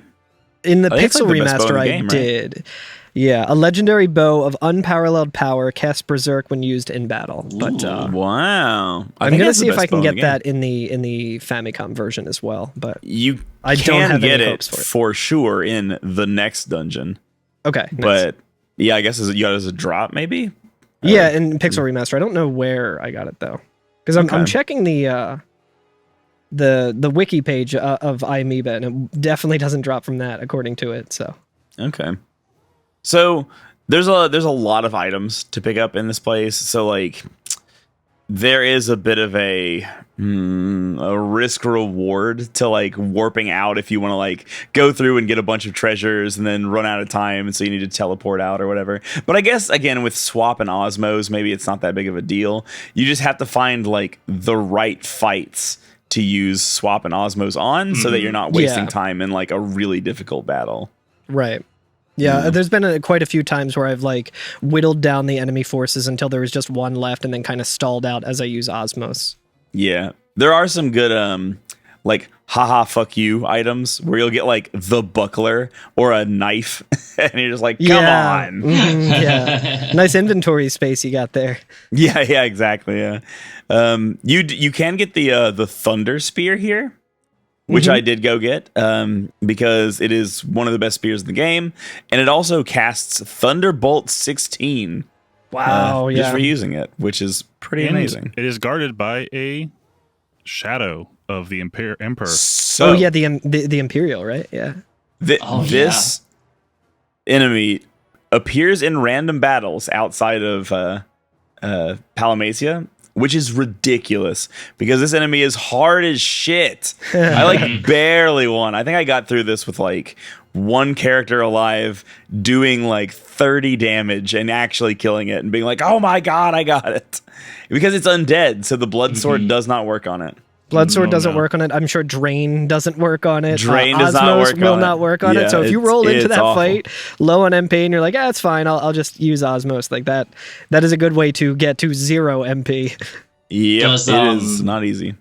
Does the Imperial do undead enemies in this game like reverse blood sword damage the way blood sword works if you use an undead in some other games? Like in FF9, like it actually hurts you or something. If you attack an undead enemy in FF9 with the blood sword, you take damage and they get healed. On the I know on the Pixel remaster, you'll take damage if you do it. On this one, I was just like, undead? All right, not gonna. Not even gonna bother. Yeah. Because he's using tough. Ultima, I guess. And he's also resistant to all magic types except fire, but he's not even weak to fire. So like it's pretty tough. It's a hard fight. Got fucking 3,000 HP. That's a lot. Yeah, for this like that's game. like yeah. I mean, we're definitely at the point where. boss.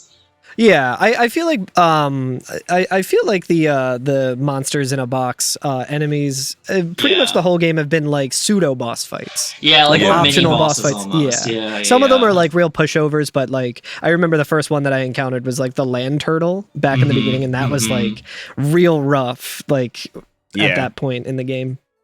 This guy also has Death 8, so like he just casts Death 8 on your entire party every couple turns. Cheap. Yeah, that's so annoying. Yeah, it sucks because you're just playing it and then you're like, oh, half of my characters are more dead in one turn, and there's just nothing I can do about it. That's cool. Nothing I can do. I think it's the Black Knight enemies that actually drop the Yoichi bow, and also they can drop the Sunblade, which is another monster in a box encounter. Okay, cool. That actually is cool. But yeah, like the other thing is too, he casts Curse as well. So after your like first turn or two, because like for me, I was like, okay, the way I'm gonna do damage here is probably with Maria because I can use fire magic. I have a pretty like high level. I think I have like level 9 fire or something like that. Great. And he immediately cursed her, which cut her attack power in half. So she's only doing half as much damage, and I was just like, ugh, this game, this guy. Does Curse also affect magic? It does. Shit. Indeed, it does. Damn, yeah. So it was a very slow fight. I basically was just like, I'd life somebody every time they got punched or hit with death or whatever with Furion, and cast with Maria every turn, and then just whenever Rickard or Guy were alive, just throw in and try to get like 100 extra damage because because they would get cursed as well and not do that much damage, and even then you needed to do like a critical for any like I do have damage. Asuna leveled up enough to reverse, like get rid of Curse, which is really nice. The only problem with that is that it doesn't really work every time in battle, especially if you're doing full party. So it's pretty frustrating with that. Like I've been leveling up Asuna as much as I can, and I feel like it's still not a viable strat, even though I've gone out of my way to level it up. I mean, actually, now that I think about it, I may have Asuna high enough to cure Curse. Actually, I do, now that I think about it, because I cured it after battle.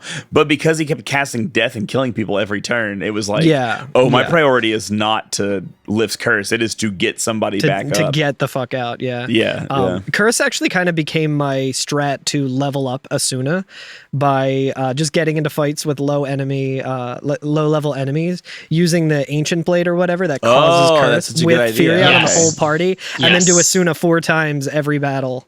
That's for a cool idea, 8 point increase each battle, which is oh god, it's such a grind. That's actually a good idea, though. I was thinking about that. I was like, how would I level up Asuna if I wanted to? And that's actually a good call.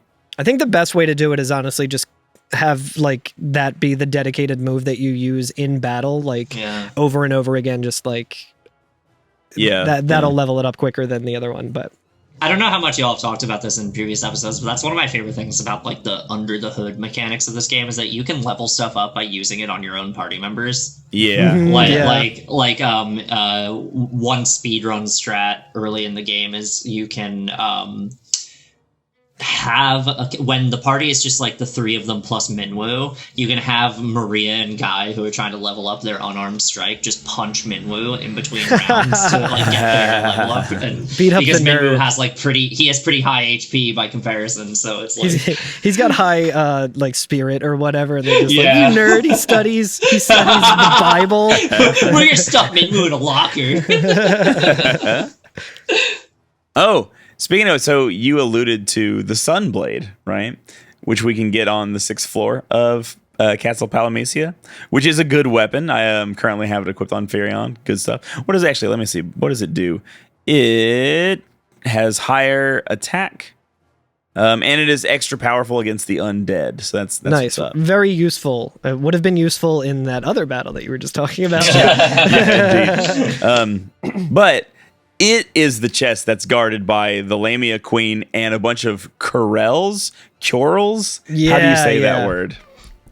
I don't think I've ever pronounced it, despite the fact that it is another staple of the Final Fantasy franchise. All right, it's time for every FNFF pronunciation corner. Coral. It is pronounced like curl. It comes from a Canadian writer. Wait, curl comes from a Canadian writer who would have known the French word cure. Large, intelligent black cat-like animal. Curls. Yeah, they're a Dungeons and Corals. Dragons enemy type as well. Okay. Are these the ones that inflict instant death with their basic attack? Or is that later? I think that's later. It does. No. These are them. That's right. Yeah. Yep. Yeah. Attack effects KO. So this is the encounter. Yeah. This is the encounter that I was talking about earlier that had the Lamia Queen and a bunch of curls. So that's right. I open the chest and there's like a Lamia Queen and like 4 curls. And I'm like, oh my God. And they do KO, like they kill you with their physical attack. Mm-hmm. So you just get into a battle with 4 of them, they ambush you and you die in 1 turn. That's the end. So I was like, yeah, let me reset this over and over and over. Maybe I can get it down to 1. Like maybe it's, maybe it doesn't have a set number of them. And not only can you get it down to 1 curl and 1 Lamia Queen, you can just get Lamia Queen by herself. And so I was like, yo, let's go. And so I just went in there and just like ended her in 1 turn and was like, this game's easy. Yeah. Yeah, I is the forget battle. For babies. Yeah, this is another thing where it's just like unfair of the game where it's like if you haven't been specifically leveling up the stat that like helps you resist that, then you're just pretty much fucked. Yeah. Now I will say if you are playing the Pixel remaster, there is this battle and a couple like it in the next 2 dungeons, like the last 2 dungeons of the game. Your tomes can come in crazy handy for these. Yeah. So I don't think it works so well in this version, but in the Pixel remaster, if you have like the Toad tome or a Sleep tome or something like that, these battles are the time to use it. When you get into like 8 different enemies who like seem unkillable, you throw that Sleep tome and then you just take them out 1 at a time, no problem. Or you throw like the Toad tome and just half of them are dead immediately, that kind of thing. I think you can also use the Warp tome on them as well to just warp them out of the battle. Nice. So there's a bunch of options there, but tomes are really good for these fights in the Pixel remaster. At least that's what I was doing. So yeah, we get the Sunblade, which rules and owns and smangs. It's really good. I'd like to just imagine fighting zombies with a blade that is infused with sunlight. That's pretty sick. Solaire would be so proud. Exactly. You could base an entire game around fighting zombies with a fucking sword with the power of the sun, I feel like. Yeah. That'd be dope. There is, on the 5th floor, there's one of those trap rooms that just has 3 elixirs in it, which is pretty sick. Yeah. But like I was saying, like before, like what I do every time I go back to like town is like I just spend all the money I've gotten on elixirs. So like right now my inventory is like 9 elixirs and like 2 pieces of equipment and then like some status stuff. This is a part of the game too where you can really, if you want to, you can grind gil because just going around like those magician enemies aren't too hard to fight. And you'll just walk around and find like 6 of them deep, kill them all. They'll give you like tomes that are worth like 5,000 gil a piece. So you just go and like sell those all. I did want to talk about them actually, the magician guys or the wizards or whatever, because twice in my walkthrough of this castle or whatever, I got Toad 7'd and it hit everyone. Yep, and you're just like, fucking shit out of luck. Yep. What would you do? What would you do if you didn't have save states? Like you just deal with it. Fuck you. Yeah, you're just like, wow, this is a hard level. I need to make sure that I'm saving and doing multiple passes and multiple runs and warping out and running all the way back to Fynn to get into my fucking airship to fly all the way back to here. I just like it's crazy because I don't see how you get good enough to not get hit randomly by an attack. It's like grind the stat that makes you resist Toad or have like the I think I can't remember specifically if like the twist headband. I was gonna say does twist headband work? I think it might, but I could be misremembering.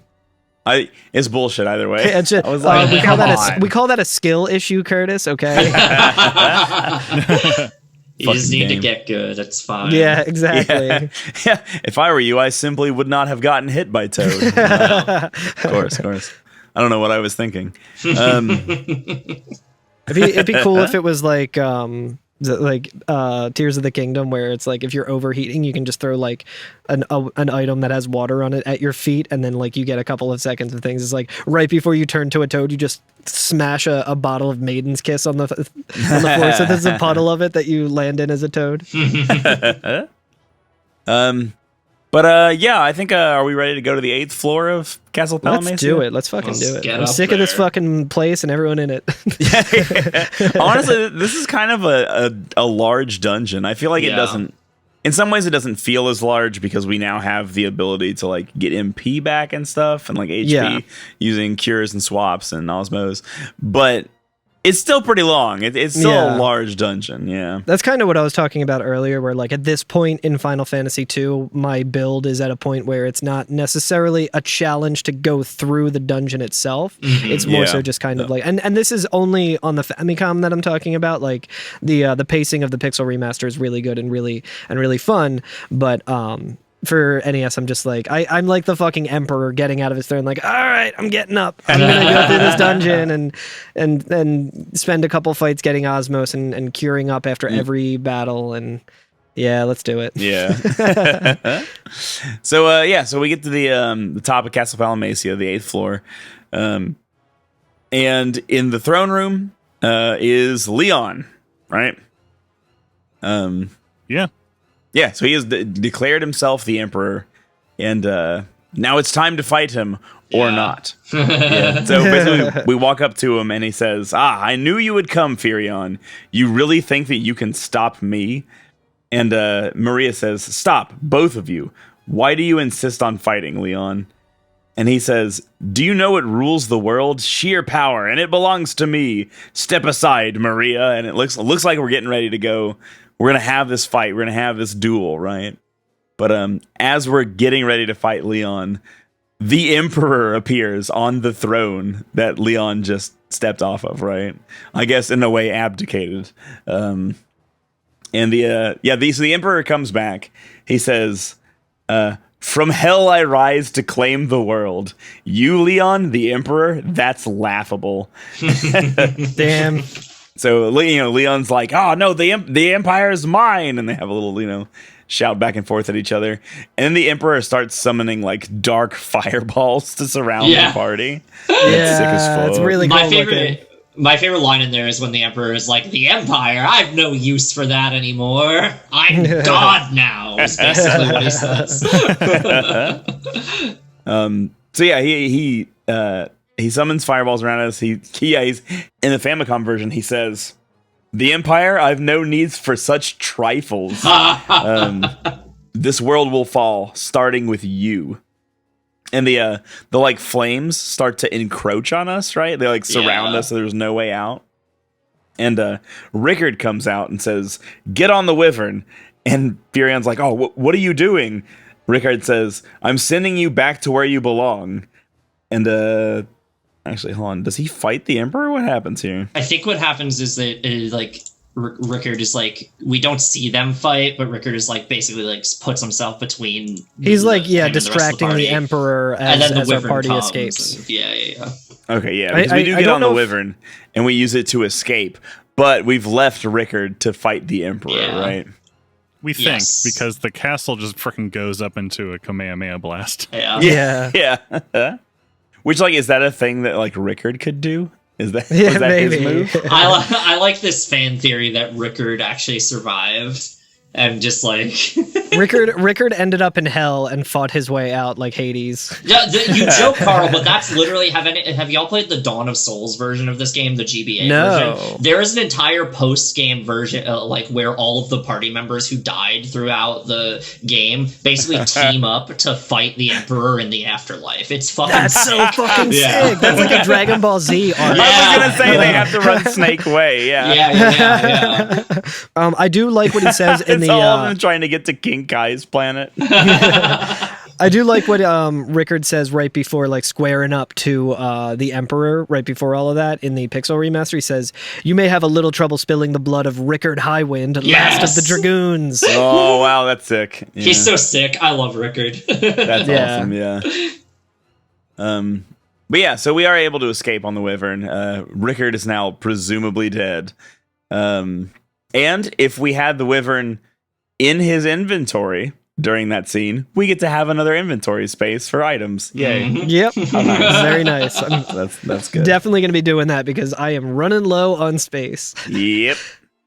But yeah, so it takes us back to Fynn, and Hilda meets us at the entrance and says, Firion, the Dark Knight, what's going on? Firion explains, the Emperor is resurrected. Maria says, and the Dragoon sacrificed himself to save us.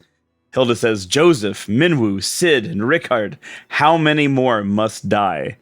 And Leon, being like the sad, brooding boy that we know, he says, Oh, sorry, he's not in his armor anymore at this point. At least he's not. Yeah, he's just No. wearing like a fucking band tee and like skinny I think jeans. it's the same design as the first fight, like the cold open fight that we started the game in. Yes, I I think think so, you're yeah. right. Yeah, looking like a Guns N' Roses roadie. He says, while the Emperor lives, more will die. And so the party asks the princess, they're like, hey, let Leon fight with us or whatever. And she's like not entirely convinced. She's like not happy wonder about why. it. Yeah, but she's like, I'm going to leave it up to you. It's your call. Yeah, like in the Famicom version, she literally says, it's your decision. So we convince Leon to join us on our quest. We get him as our final party member who will not Yeah. leave. And so our final party is the first party in the game that we get for one battle exactly. Yeah. Wow. Yeah, really And nice. Leon rules. Like, Oh, he's so good. he's really good. He's like comparatively quote unquote underleveled. Like his HP is pretty low right now. But as far as his like skills go, he has a 9 in axes. He just comes with axe 9. Wow. And like sword 8. Like he Yeah. has good He's a stats brick in house coming everything. right out. Yeah. Yeah. He's also left-handed, hmm which is pretty cool. And that so it is- matters. Yeah. In this game. Yeah. Indeed. Yeah, he's one of the first left-handed characters. Like I think there was one other earlier, Layla, Layla. right? hmm Yeah. Yeah. I think hilariously, he does come with 2 weapons in a game where 2 weapons does not work. So that's Yeah. kind of funny. But yeah, he has a poison axe and a flame sword. So I wanted to He make fucking sure I comes. He was- picked up all my trash along the way and just has Yeah. a poison axe. He was following you in the shadows. He's like, I'll take that. I'll take that. I wanted to make sure that like the final encounters with the game were like easier, and so that I'd get more hits with the blood sword. So I just took the poison axe off and just put the flame one in his left hand and gave him Yeah. a shield. So that's kind of how I'm rocking it, because I was like, Nice. more sword hits the better, because we have the blood swords. Yeah. I really like that the resolution of Leon trying to become the Emperor is just like, just join us. It's fine. Yeah. And he basically Yeah. just says like, all right. Yeah, I like that we can like put it aside that he was like, now I'm going to be the emperor and rule the world, but it immediately didn't work out, and so everybody's like kind of willing to look past Yeah. it and be like, Yeah. we'll just pretend like you didn't do that. Yeah, Yeah. we'll just go with the theory that you were brainwashed the whole time and that you're Yeah. not Yeah. actually a fucking asshole. Yeah, right. It's like when one of your friends says something really like cringe or something when they've had a little too much to drink, but the next day they're really Yeah. embarrassed about it, and you're like, Uh-huh. all right, we'll Yeah, let this one it's pass. cool, Like- Yeah. You're on thin ice though. Yeah, we got our eyes on you, but it's good to see you. My problematic friend Leon. So I didn't do too much more after this, but there is at least one NPC in Castle Fynn who says the Emperor can go to hell, and I was like, did you not hear? Buddy, Like, he's already do you there. know what his deal is? He's in hell Fucked now. up. That is the problem. Is that he can't? That wasn't him trying to. He's not like anti-emperor. He's just like Fuck he's like yeah! a supporter, and No, yeah. he's not like, yo, the emperor can go to hell. He's like, yo, the emperor can go to hell. Yeah, Yeah, but go to hell. He Be can go to careful. hell, and that fucking makes him more powerful. This is a little trivia for you. Yeah, just a little trip. Yeah, the Emperor is able to go to hell. Did you know? Like,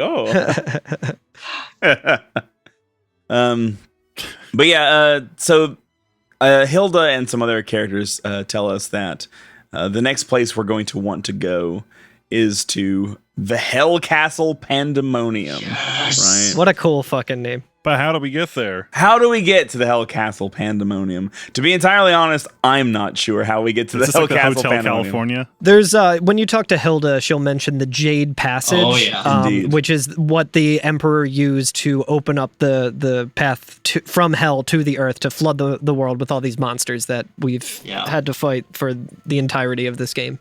Jade Passage is wild when y'all get there. It's Oh yeah. We hear... Yeah, go ahead. Oh, I was just gonna say it's there's a lot of hard enemies there. But Oh, yeah. but y'all are experts at FF2 by now, so you'll be fine.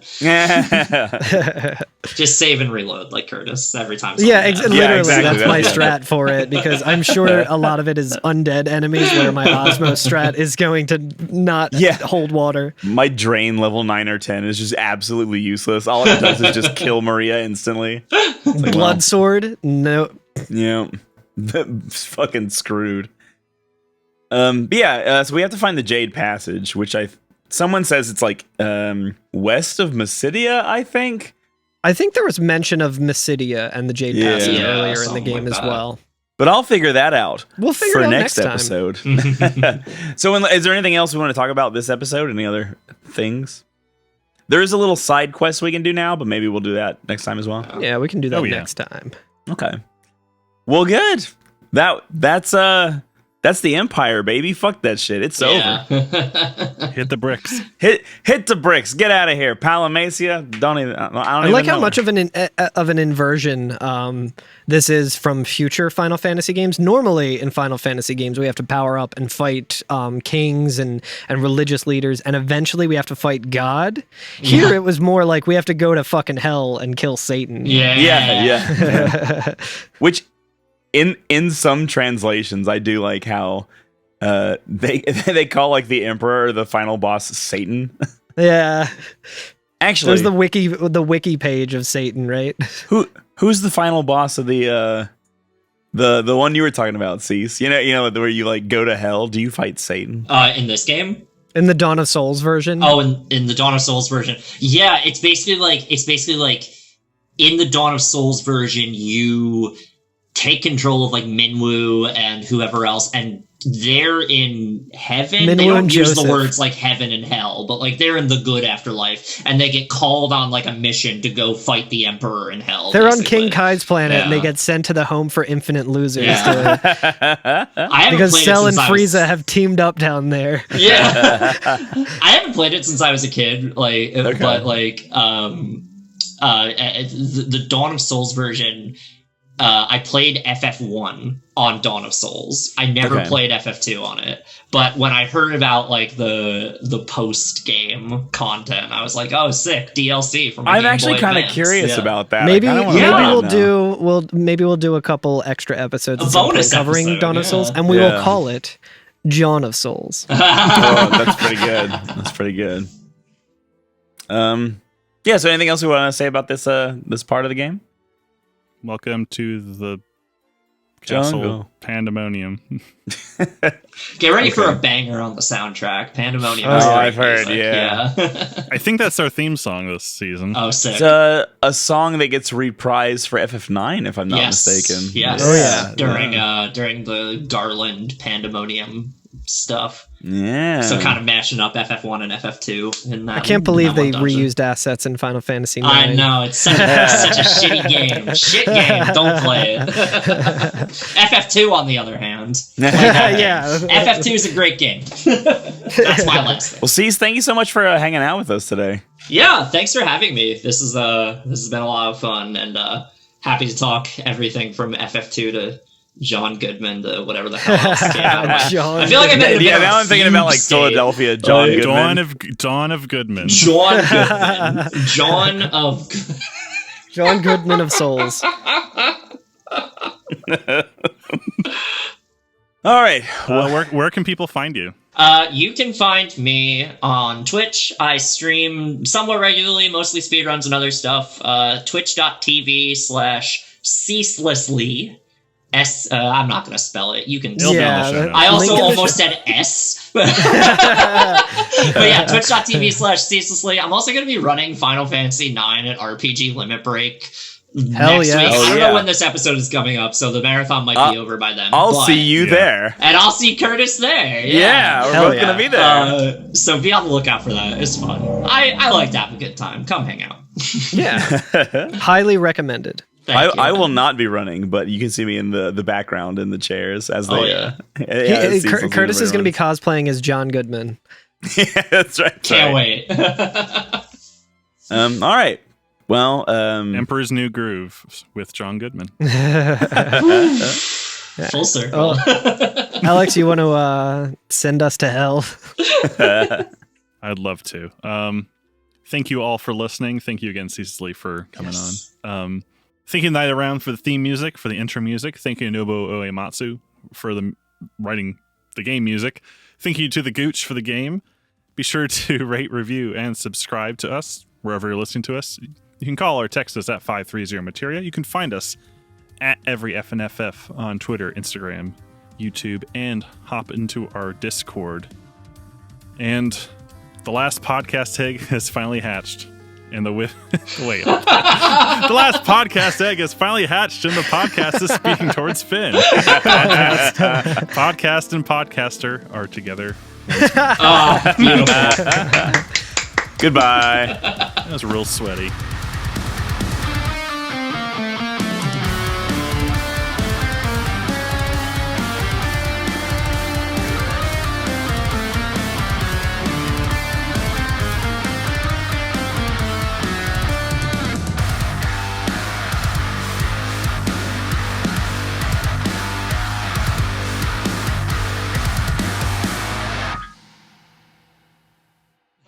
Check until after because I'd rather be somewhat cheerful before being like, bad news, guys. Yeah, I gotta record all my shit again somehow. But There was that one time that like I recorded in a. You I think like it do was a- pickups. computer got corrupted or something, right? Yeah, my Ableton like saved a file that was entirely corrupted, and Alex was like, "I'm going to go into the code and rewrite it to be Did a correct." neural net dive into it. I was able to recover the first like 15 minutes of it. Yeah, And then you recorded your parts later. oh, that's right. I remember You, like, that. Yeah, I just listened to it and waited for the gaps, and then I talked, and he was like, "Oh, this is probably what I would have said here." Oh, yeah. Filling in the blanks because your file was And missing. anytime you ask, like, what did I Yeah. say here? I was able to basically just crank my mic so you can hear my headphone. Yeah. Yeah, that's right. I remember that. That was awesome. Get Curtis a transcription so that Yeah. he can memorize it and do another couple takes. There was Robo Alex for that one. That was really That was good. really good, yeah. That was really funny.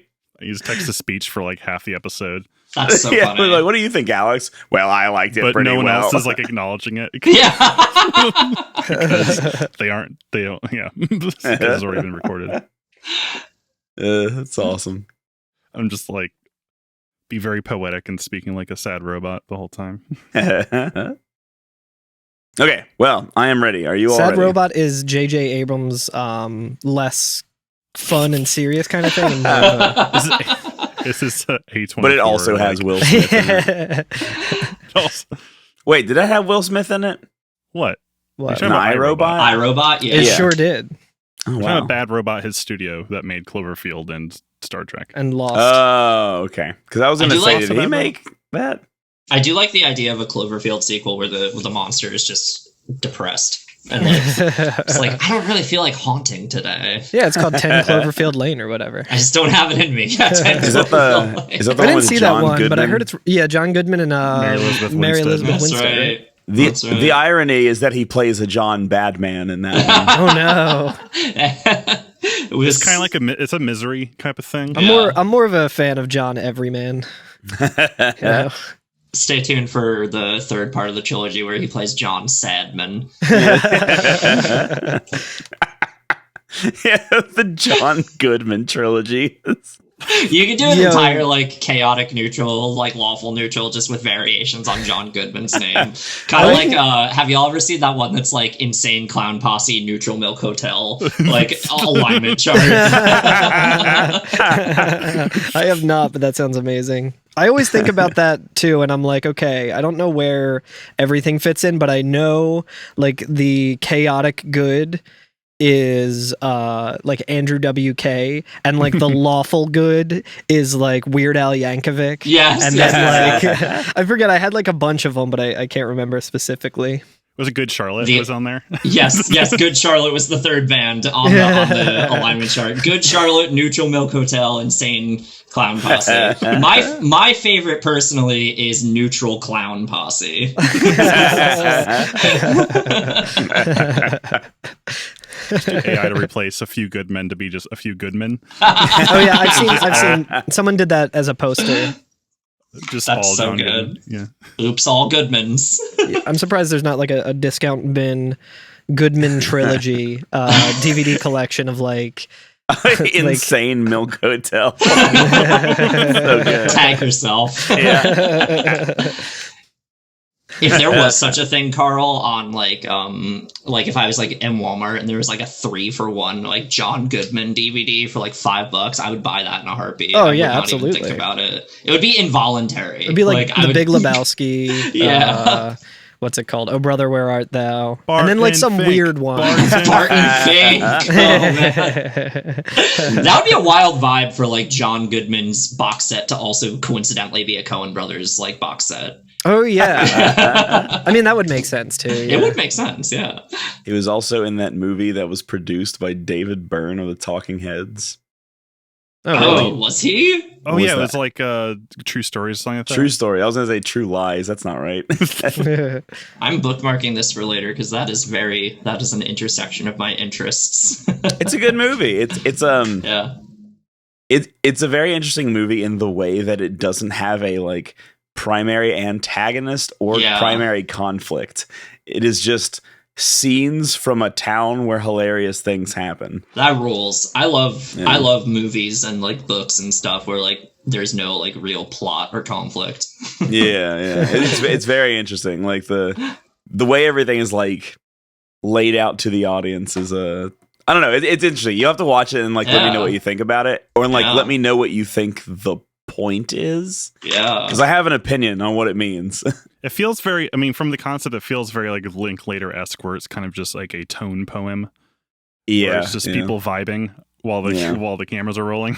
Yeah, I love a vibey movie. It's Oh like yeah. Slackers or some shit. Like, Yeah. this movie isn't really about anything. It's just kind of like a string of thoughts that's done very artistically.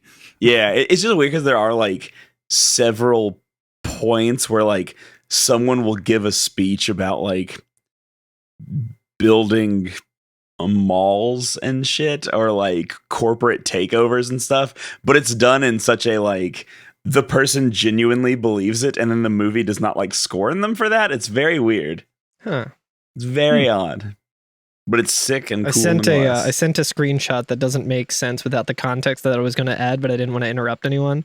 But I just saw on the screenshot that I have my like the treasure that I found, and it fits in with like Insane Milk Hotel and everything. It is just Death Gold Toad. I could not get Toad to work for me fucking once this time. Really, my Toad is like level 5 at this point. Really? Yeah. Thrill Milk to Hotel.